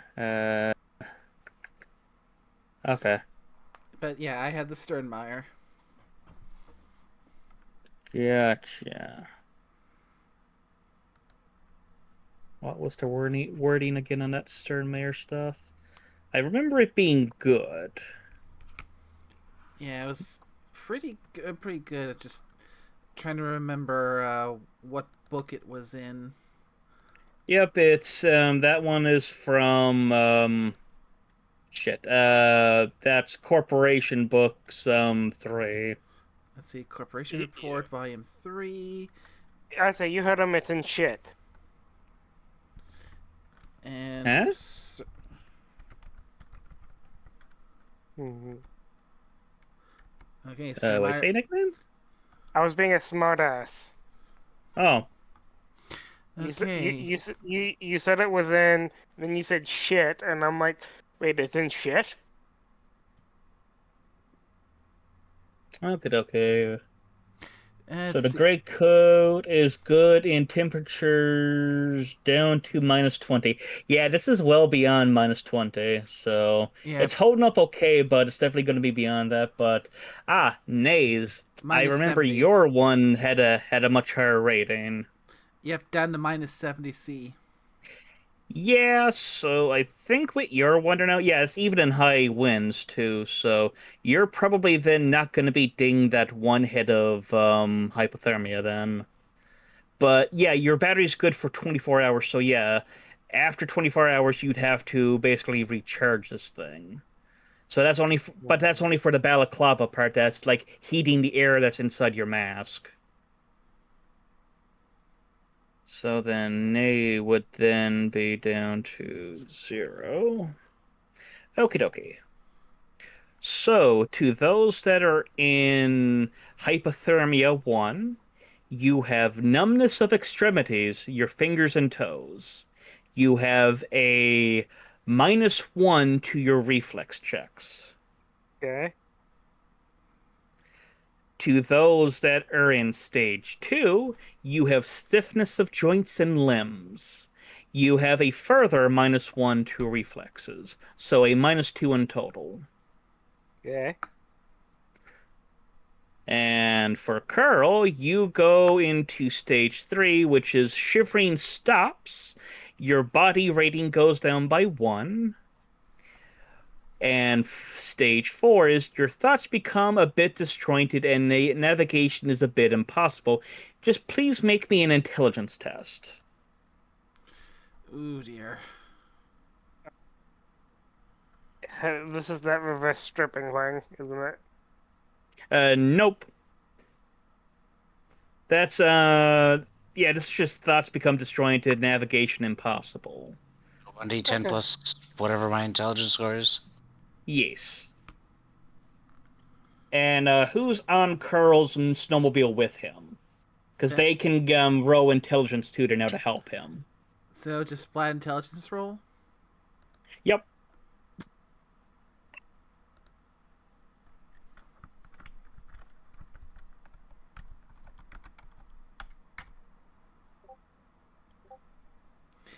Am I? Ooh. Well, you know what to do I'm gonna now. need all the help I can get. Oh, you did slash instead of Up. exclamation mark. Okay, so 29. Oh Jesus. Okay. Well, let me just make sure what the DC would have been. Okay, so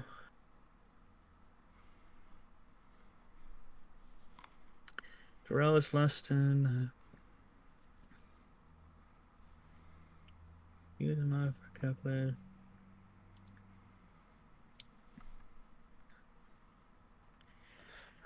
He is affected by next symptoms, cumulative if results all remain stable.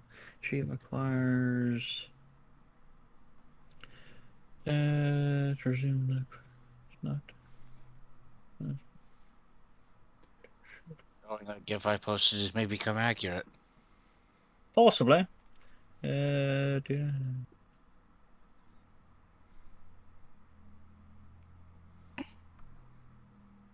dear God! So does Carl become the icicle from Frozen, where it in the dress just solid blue, walking like stiff like a statue? Hmm. It's getting there.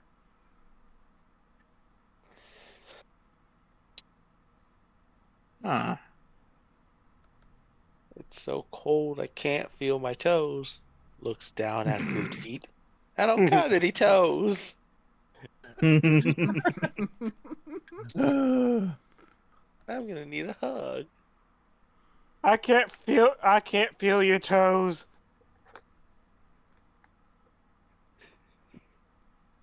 Huh. Okay, so it's okay. So an interesting thing that they bring up in this journal is something about the treatments to help with it. So Curl and Nay are on their remorse on their skidoo, right? Mm-hmm. So then who's over with the nickname on there? So that would be Scorpio then? The sus. Yep. Okay then. So we have okay, this is appropriate then. Okay.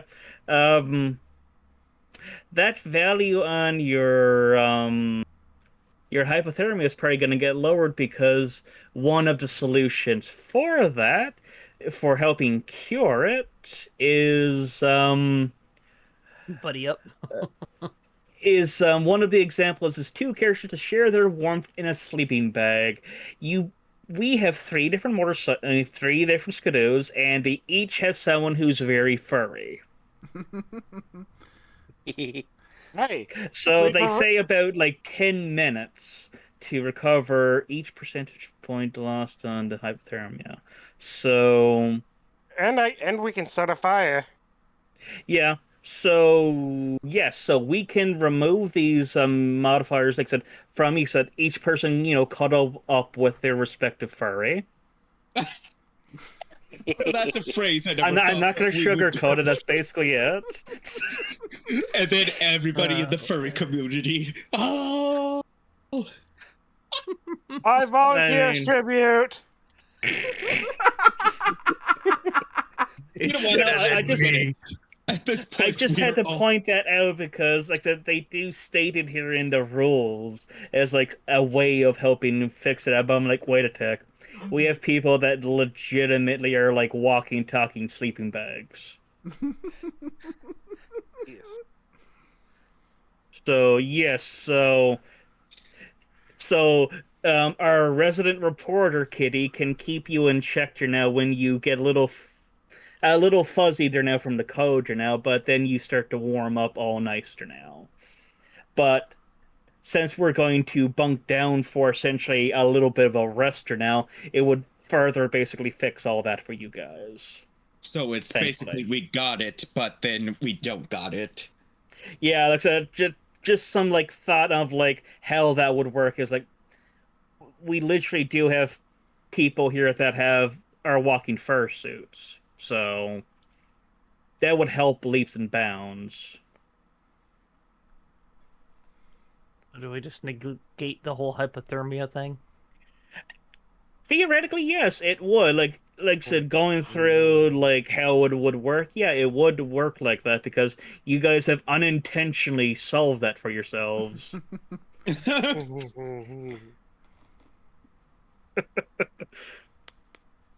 And as I said, I can make fire.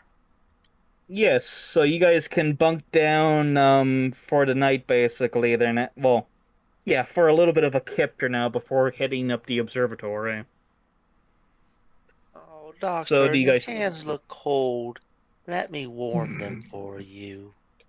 Cut that shit out. Considering how bad I was doing, it probably was honestly a case of the media going, guys, my driver is freezing solid. We should probably stop for a bit. exactly. And And you guys it, are Yeah. free to talk. Oh, And- At that point, I probably would just take out my old buster ton I ain't using anymore and just light it on fire. I was thinking, like in true Kitty fashion, get him into the tent, get him sitting down, and then plant myself on his lap and not let him up until he's nice and warmed up. doll. I Is there think gonna I'm be too some frozen. purring? Yes. You were saying, Carl? I think I'm too frozen to argue one way or the other. Most You have maybe. cat on lap. Do not resist. There is no I point in still got a fire. resistance. Resistance is futile. I mean, I probably would agree with that. I'm cold too, but I also made some egg explode That you did. That you did. twice. Indeed. Oh, at least I made an amputation. I was useful today. I also hey, I also made an amputation. Mind you, they exploded from it, but that's a different story. Most indeedy. Most indeedy. Look, I'm not a doctor. I don't know how to do amputations. But thankfully, with this, bit of rest of you guys for now, we can get out of chapter 3 and move into chapter 4 when you guys are ready. So, do you guys talk about anything as you're resting up? Well, there can be a little bit of talking with the with the one bounty hunter,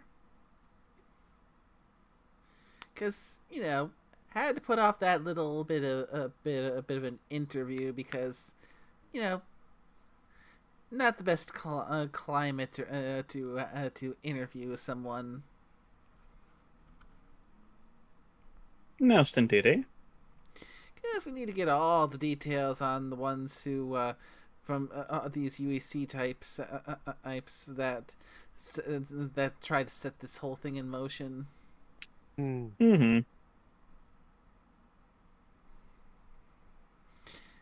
The fact that there were some different individuals from the ones that we had met with could imply either that there's more than just one person who's involved in this potential insider trading aiding plot, or we've got the guy a guy who's roping in some unsuspecting pawns to help them with that trading. Indeedy. So we need to see if we can glean anything of how deep this goes, Mm-hmm. and spots where we can potentially get some hard evidence. Most indeedy.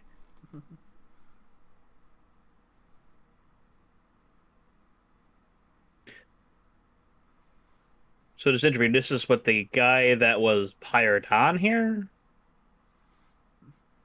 Or are we talking about with the other PCs?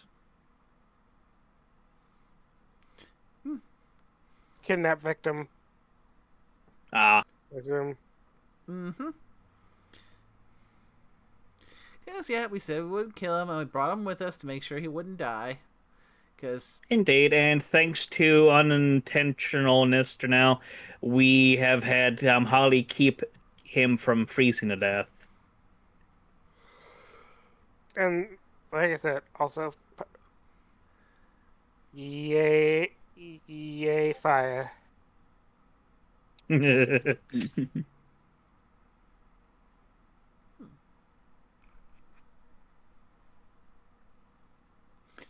Burn.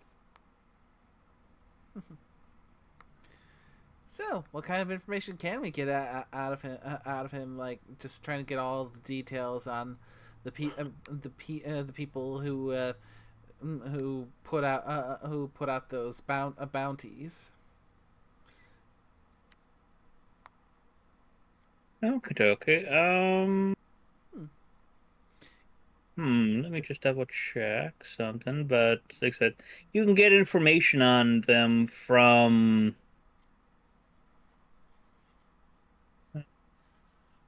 Just give it a second now. Okay. Talking with him now about the individuals.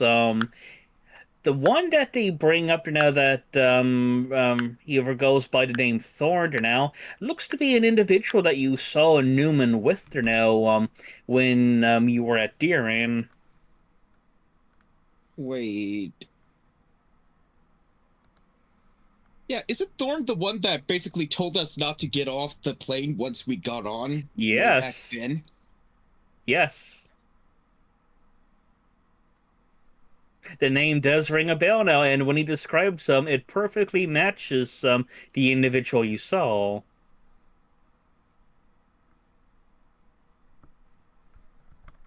Would have been this guy here. That would have been Thorn.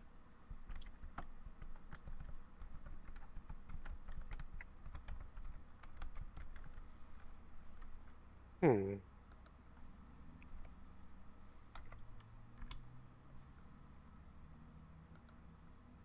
And let's see.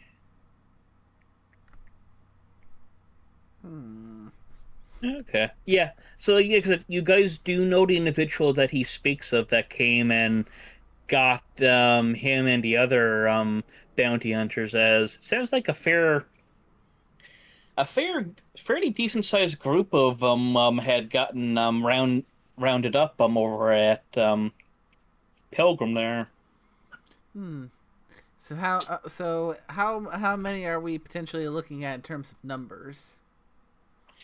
Well, considering where you've gone to there now, it sounds like you've dodged a bunch of them that are out in the field there now. So it probably would have been like maybe 20, 30, 40 of them maybe out there. A decent sized number of people had been hired on to basically hunt down you guys, apparently. But they So- were scattered all over the place. So they were given a description that basically matched what we looked like as ruffians. Actually, much to your surprise, he'll bring up that, okay, how to properly word this to you guys. He, he saw, what happened or now, live on TV, out of the news report, out of Network 54. The downed plane. I mean, he shrugs and says, I mean, I put two and two together that you're probably involved in that there now, while with us seeing you guys getting out of it.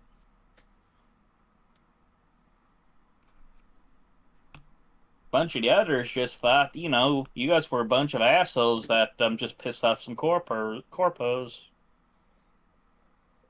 Oh, wouldn't that be nice? If it was just that simple.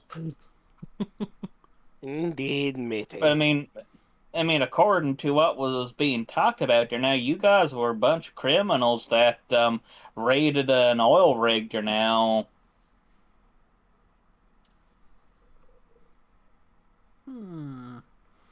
Well, I guess we found out what the angle of the newscaster was for then. Yep, and it's looking like that whole bit about us and that newscaster being set up to tell a very carefully scripted story is, well, it's just coming together way too cleanly. Yeah.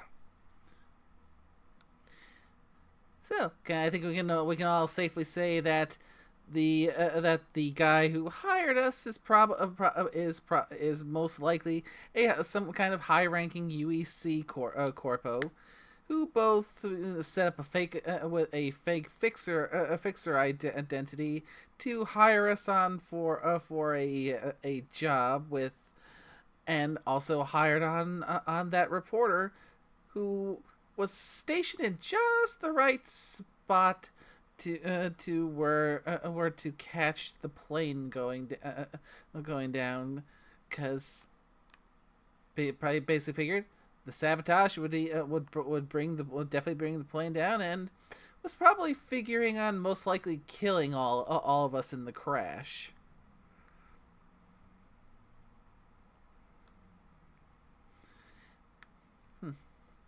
And possibly had a few of his associates on hand to arrange for a bunch of bounty hunters on the off chance we survived.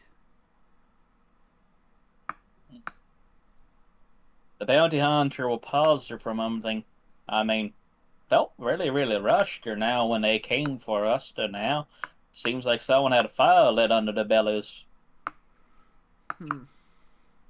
So, if what you're saying is true there now that you guys got set up, I'd say they weren't thinking you were supposed to be alive from all that. Yeah, I've survived worse. Well, yeah, it seems like whoever did the job of rigging the plane to blow, they botched it. No, they must have used one of those cheap-ass D3 models. Everyone knows the first Superior D5 was a much better charge for that. So then... Or should say about blasting cap for that.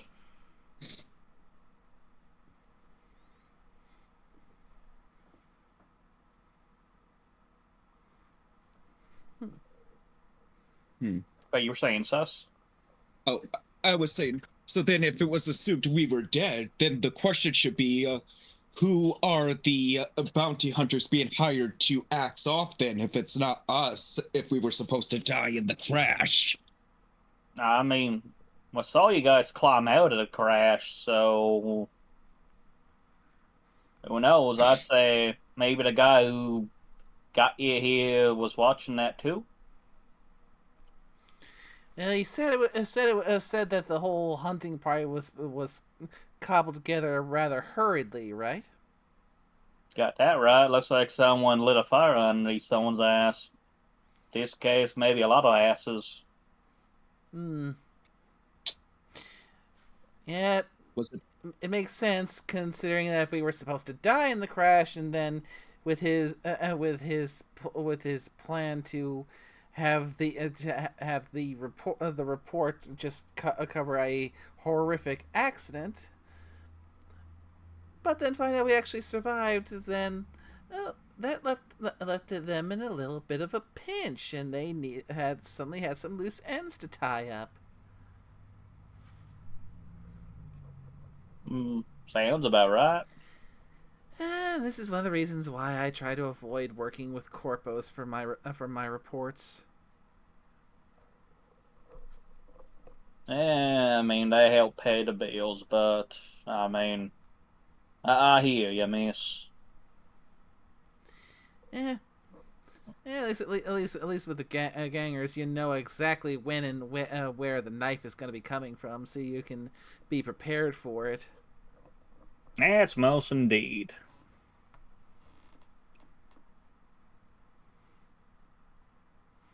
Hmm. Yep. Yeah, and considering the level of security clearance that we were apparently given for the proposed mission, everything here seems to be screaming. We've got a ranking UEC a corpo suit trying to hedge things for a little bit of insider trading. The moment you bring up high clearance, the guy in question that you have captive will put his fingers in his ears and go, la la la la la, I hear nothing. He knows who butters his toast.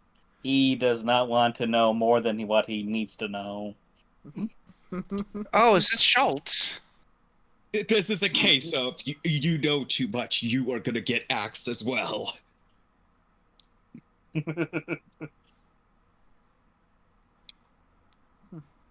know, now that I think about it, I don't know if I'll be able to check this, but in the times that he was able to look deeper into the code of these badges, by chance is there a tracker attended to them? Nope. No tracker? No tracker. Okay.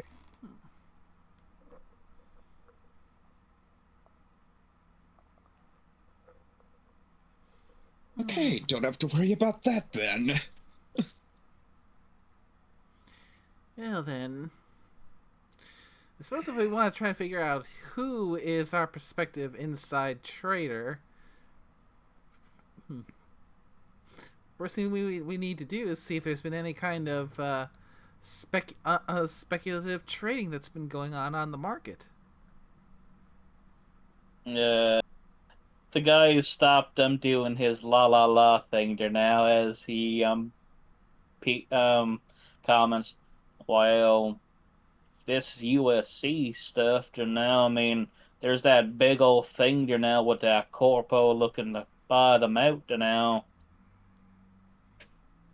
Considering USC is only with the Vancouver Stock Exchange, sounds about right for some easy manipulation of stuff. Because, I mean, things are down at the moment now for Thanksgiving.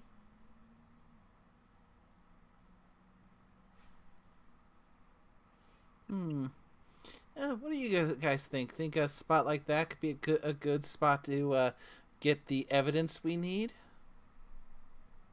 Probably.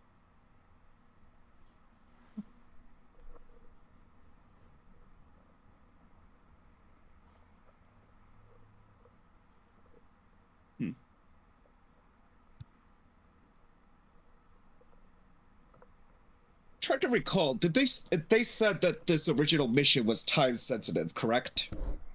Yes, very time sensitive, which could line up with the Canadian Thanksgiving weekend. Hmm. So we still might be on that timetable. The only problem being we don't know what the timetable is. Or specifically. Mm-hmm. If it's around a major sale of corporate assets, then it's probably going to be tied to the opening and closing of the stock exchange. That would be it. Like I said, stocks changed down in Vancouver at the moment now because of Thanksgiving weekend. Hmm.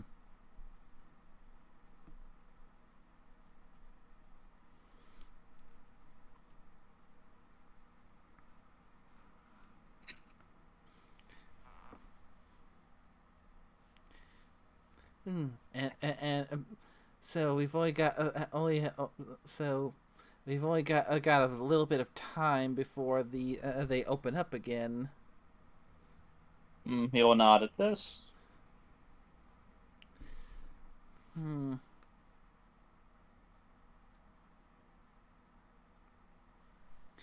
And given the proposed narrative that they're trying so hard to sow.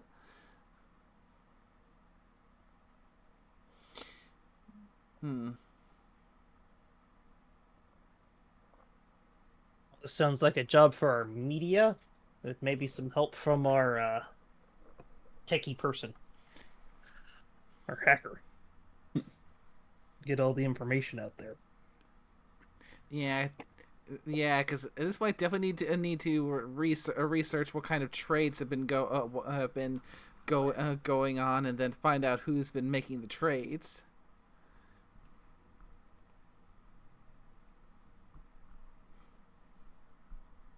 Not a bad idea, I suppose.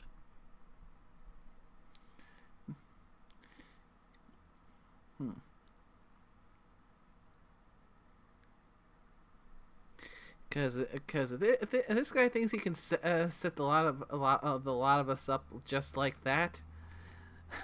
Oh. I'd say that he has volunteered to be the subject of one hell of an expose.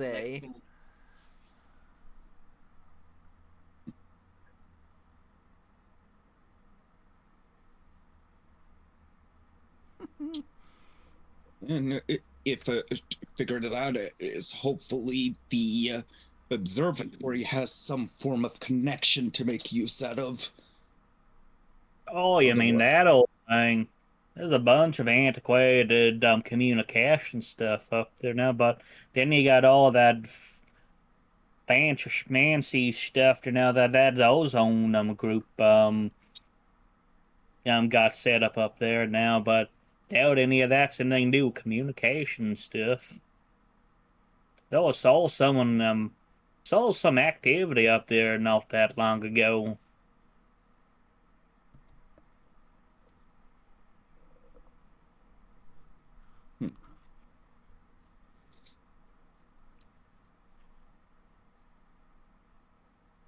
Any kind of activity that seems hostile or should be concerned about? Yeah, thought I saw a helicopter land up there at some point, but like I said, was puttering around with my buddies. And we saw you guys, and so we set up this thing up here. Then you turn my buddies into goo. Yeah, they shot first. That's their own fault. I know. Brought you this one, though. He needs the new leg. Yeah, that I do. I love the simple. Yeah, I do need a new leg. No, sorry about all this, but man's gotta eat. Only he can do so much with kibble bars up this way. Oh, you're preaching to the choir, higher there. Mm-hmm. How you like your Uh, kibble? uh, I'll just eat it as it is, as it's more depressing if you try to think of other ways to prepare it. Not to mention, I ain't all that skilled in cooking. Well, think of this as a silver lining. At least you don't get teased for eating kibble. I can see that. Your first exotics I've ever seen, actually. Not too many guys come up this way. There's probably good reason for that. If it gets this cold. No, a moose exotic could make a killing up here.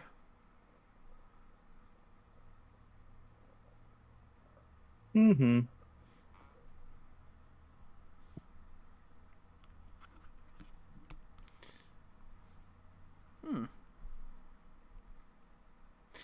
Well, I think at this point we've got a few good options ahead of us of where to go from here.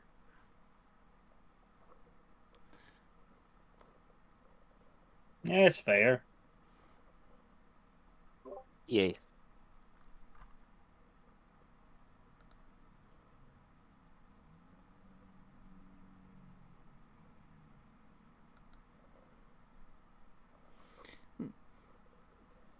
So I guess a question now is which one of these things do we want to check off first? That is a good question.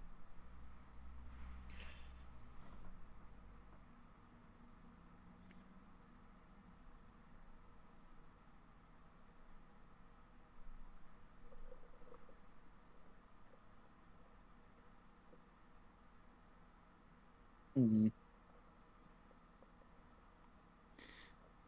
Here's that wood deep. And don't know which one's up first. As I doubt I could do much without access to some form of connection.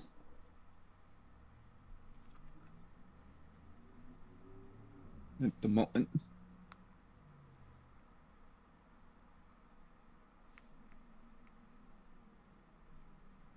Mm-hmm. Now, Miss Kitty Cat, we were all of us groups are now hunting for you guys. We were told to talk to some missing named Amy there now over the radios. As he'll point at the three that you got there now. Each of us is directed around by her to, talk to her so she knows we're all too.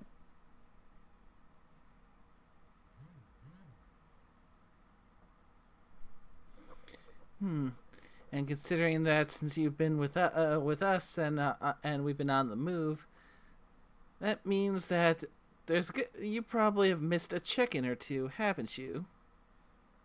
Probably. But I don't think that should be too odd, especially considering all the shit storm out here and all that jazz. Not to mention we are a rather ragtag group of roughnecks and amateurs, honestly.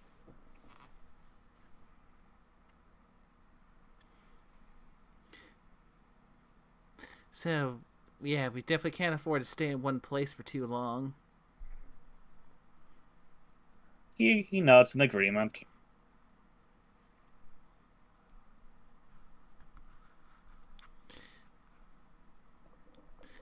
Were you told a specific channel for these things?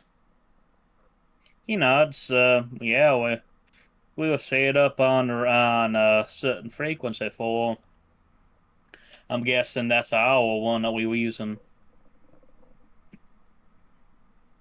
Sure, they probably got the others using other ones.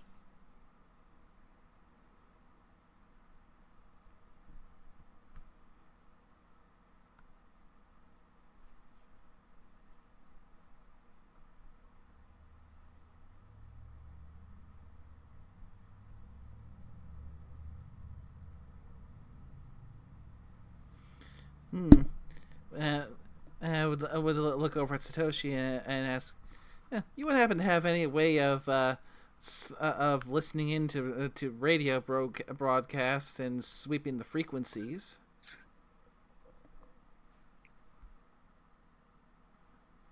Uh,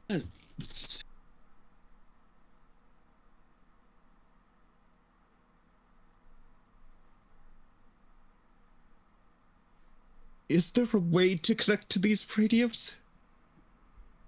Hmm. Theoretically, yes, you could find some way to get them to interface with each other, but do you have the equipment to do that? That's the big thing. Yes, that's the biggest question here. Yeah.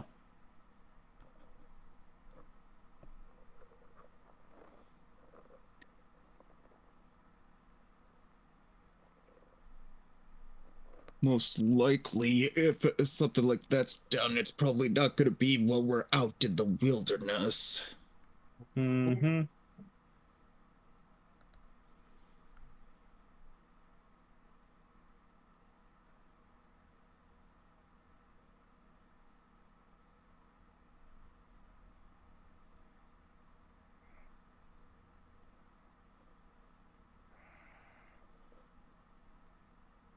So I'm thinking,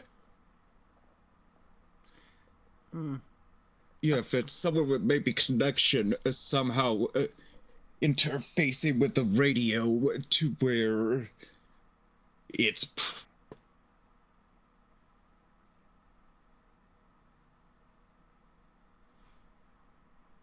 Because if they have a specific range, if they all use the same frequency, using something that could then ping where all the frequencies are located to get a better idea.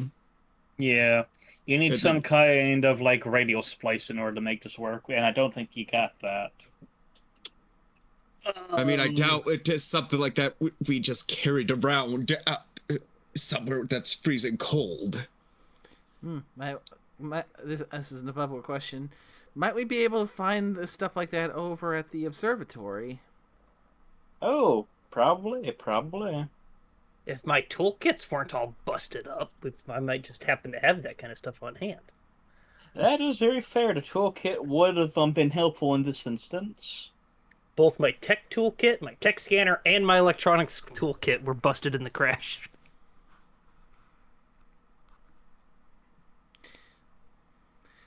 Why?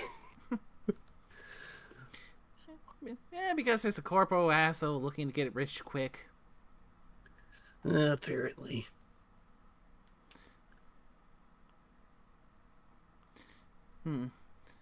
Well, the next nearest stop that we can get to would be the observatory. So maybe there might, if we're lucky, there might be some gear there we can use to serve our needs. Mm-hmm. Yar.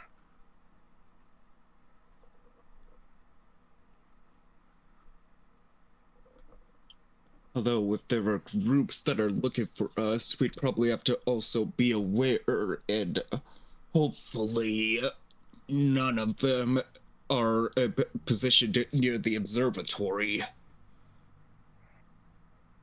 Since we have no idea what their spread pattern is. Uh-huh. Look at it, it's also almost 11:30. Just a heads up. Heads up. Yeah. You know, it's almost time to put a pin in it, and dang it, it's getting good. I mean, I figured we were kind of going to be wrapping up before we started the observatory, that after this camp break, we were going to be wrapping up around there. This was just plotting and thinking. So I'm guessing at this point the idea is to approach the observatory, be careful and as careful and observant as we can, then get inside and to the best of our ability, check to see if they have things we need to tap into so we can monitor the enemy's radio system, so we can have more informed knowledge of what their movements are, so we can better avoid them. Well, that, thinking about it as well, if we can figure out which ones are the 40 mercenaries moving around and which one is the boss giving orders, try to triangulate the location of that specific frequency.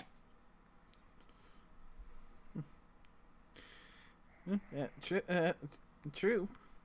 Because if they're moving in groups, if none of the 40 are solos, or there's not that many solos moving about with radios, it'll help isolate which ones might be the one giving orders. Fair's fair. Plus, there's also the possibility there could be some something there that can allow us to connect to the net, so we can try and get some info on the stock market, and try and track down the mastermind behind this all, because the way I figure it, it's the best way to narrow it down is to cross-reference. We need two separate data sets. We need a data set of changes to the stock, things that are being arranged to be bought and sold, that have been authorized by the UEC, and then cross-reference those who have made changes with UEC execs who have high enough access to give us the kind of clearance that was given to us for this mission. Oh shoot! Actually, now I'm thinking about the radios. What are the ranges of these radios? Depends on if they're HF, VHF, AM. 1 second. I can The probably 2 pull meter that up. band. Because I'm trying to think, because if there's something where they're using radios to communicate, that means that whoever's giving the orders probably doesn't have a radio, but maybe a control unit where all of them are connected, and they're positioned in a way to where the radios will read that specific location. You could have a repeater tower that's bouncing signals to other repeater towers. For all we know, this person could be still in Night City. Oh, that would be the rub, if they are. Yeah. That also means that if we can get access to both the net and the radio system, that can give our net runner a chance to spike their system.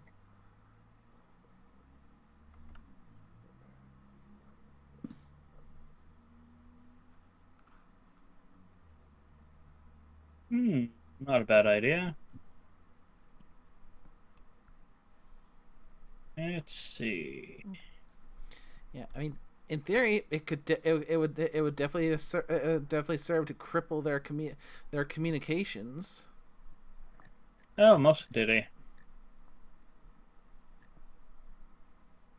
And if it is connecting to a central system, not just the communications of the parties, but the whole operation. So you'd say with like the boosted units that they had on their snowmobiles to now, they probably got a 20 to 30 kilometer range on them.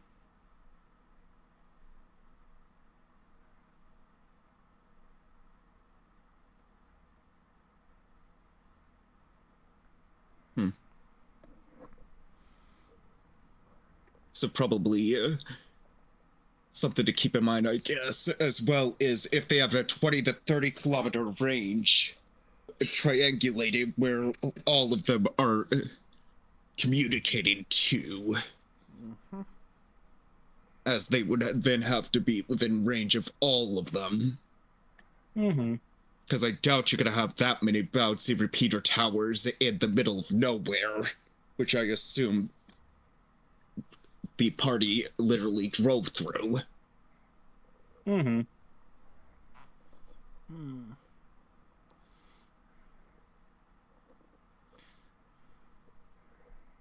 Well, I figured at this point we've got a decent overview figured out, and worst case scenario, we can always still go and discuss it out of character between now and the next time we sit down for a session. Indeed.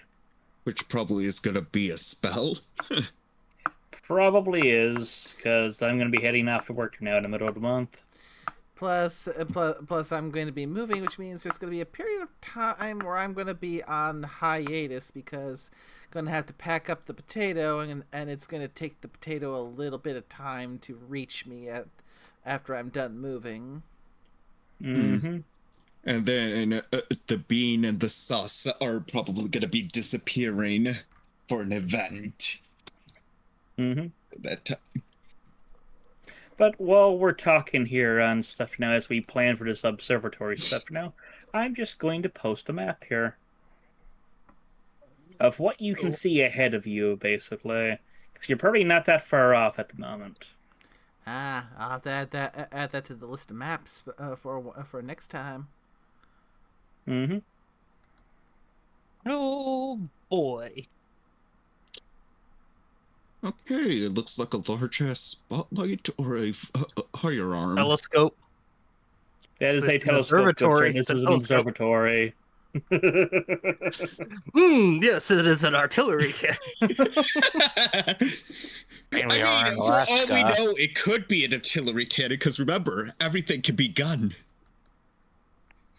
I am a gun. That gun is a gun. I should hope so. I'm gonna shoot it.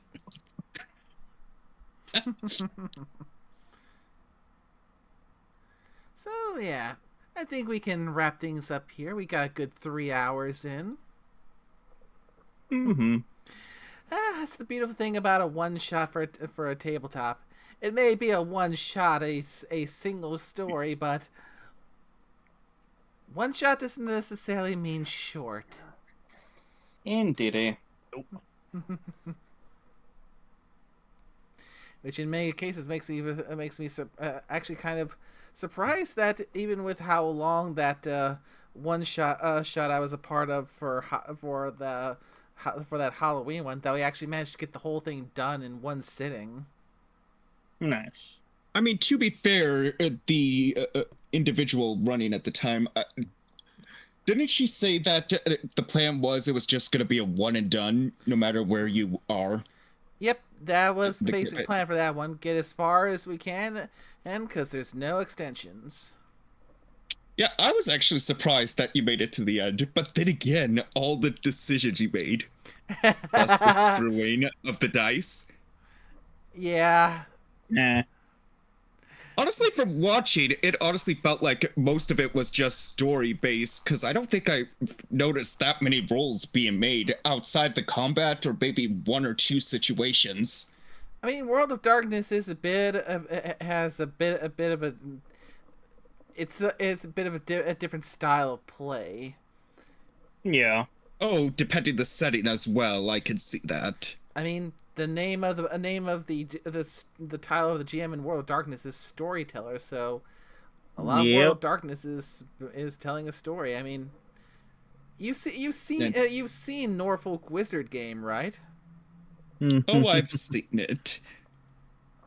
I honestly can't wait for the next part, though, when they release it, because holy shit, it's getting good. Oh, yes. After all, how else am I going to see the flying monkey that was basically yeeted across? Oh, yes, the monkey has a gun. I don't know why, but I don't want to take it away from him.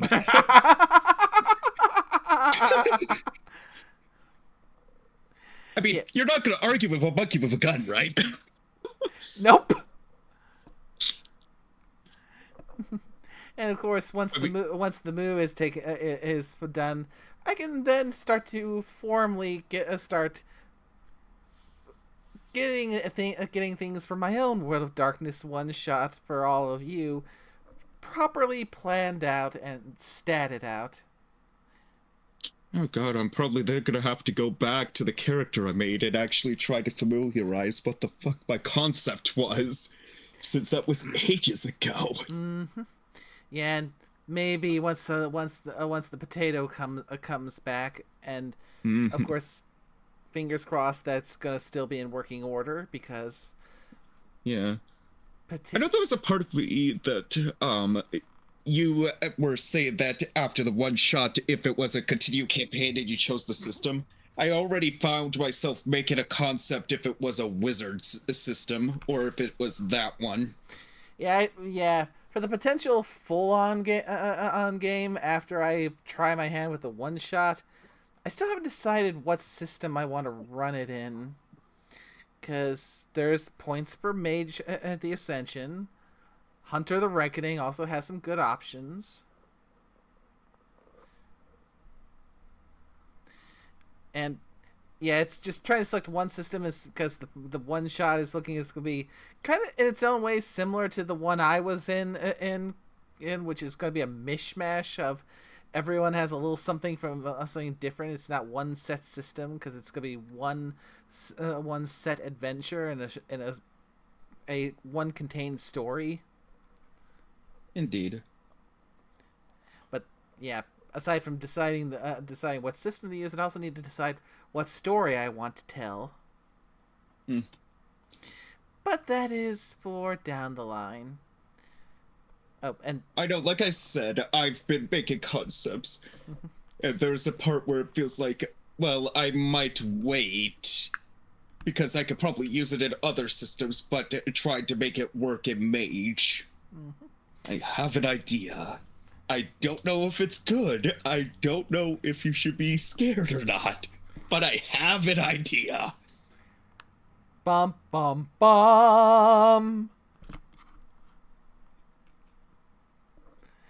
And also, I may try for the one shot to finagle a bit with Foundry. Guess been meaning to try it because, from what I've seen and what I've heard, it's in its own way a bit better than Roll20. Oh, it's beautiful. I mean, I probably won't be able to get like full on figures and highly detailed maps because I don't exactly have the artistic talent to put maps together, or make tokens. But I can hopefully at the very least give a little bit of set dressing, so everyone can have something nice to look at, even if we are doing mostly theater of the mind. But we'll cross that bridge when we come to it. Because first, I need to get through with the move and get my setup reconfigured once I'm done moving. And then there's also the case of, as it's a later thing, you must close the stream down before we get into this 5-minute talking. I mean, we've been already at this for more than 5 minutes, my buddy. Yeah. But the joke still stands in a sense. Yeah. Fair. We've not hit the full 15-minute goodbye just yet. Still got about another 10 minutes to go for that. So then, let's get the proper wrap-up done now, before we get any further sidetracked. But yeah, I'm gonna call it night myself. Yep. Yeah, good Ignoring night. the fact that ignoring the fact that I pulled a Satoshi and forgot I was muted. So yeah, we'll get those thanks out. So thank you. So since we still got you here, thank you for joining us, Nickname. It was fun exploding people. And thanks as well to everyone who all the rest of the players: Captain, Magus, Scorpio, Carl, and of course an extra special thanks to Orsk for being our referee. Always happy to help. And I really was not expecting the nickname to be exploding to people. You know, I wasn't honestly expecting that either. I mean, like I said, I also wasn't expecting the bounty hunters to literally not be wearing armor. I'm like, well, that's gonna be fun. That's their own fault. I mean, we were. I mean, I suppose they are roughnecks and amateurs, so And a lot of stuff that we brought was designed for the stuff we'd be expecting in Night City proper, where. yeah. So yeah.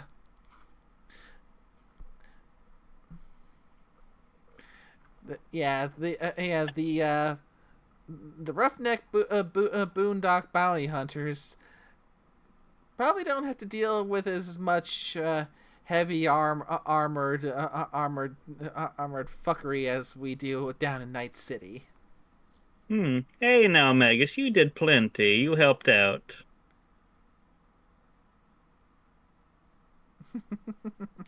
You helped ensure that the one guy that was maimed was not killed. Alongside Carl and Captain helping out too with that. Mm-hmm. And to continue the train of thanks again to Carl for the little sub-bomb earlier. And Captain for the 1,500 bits. Yeah. And, of course, everyone who came by to watch. I hope you all had a wonderful time, and... Ooh, we might be putting the brakes, technically putting the brakes on this until, like, you know, after Orsk has his next work session, after Scorpio and Nickname have their little thingy, and after I get done with my move-based hiatus. But Sorry. How it goes.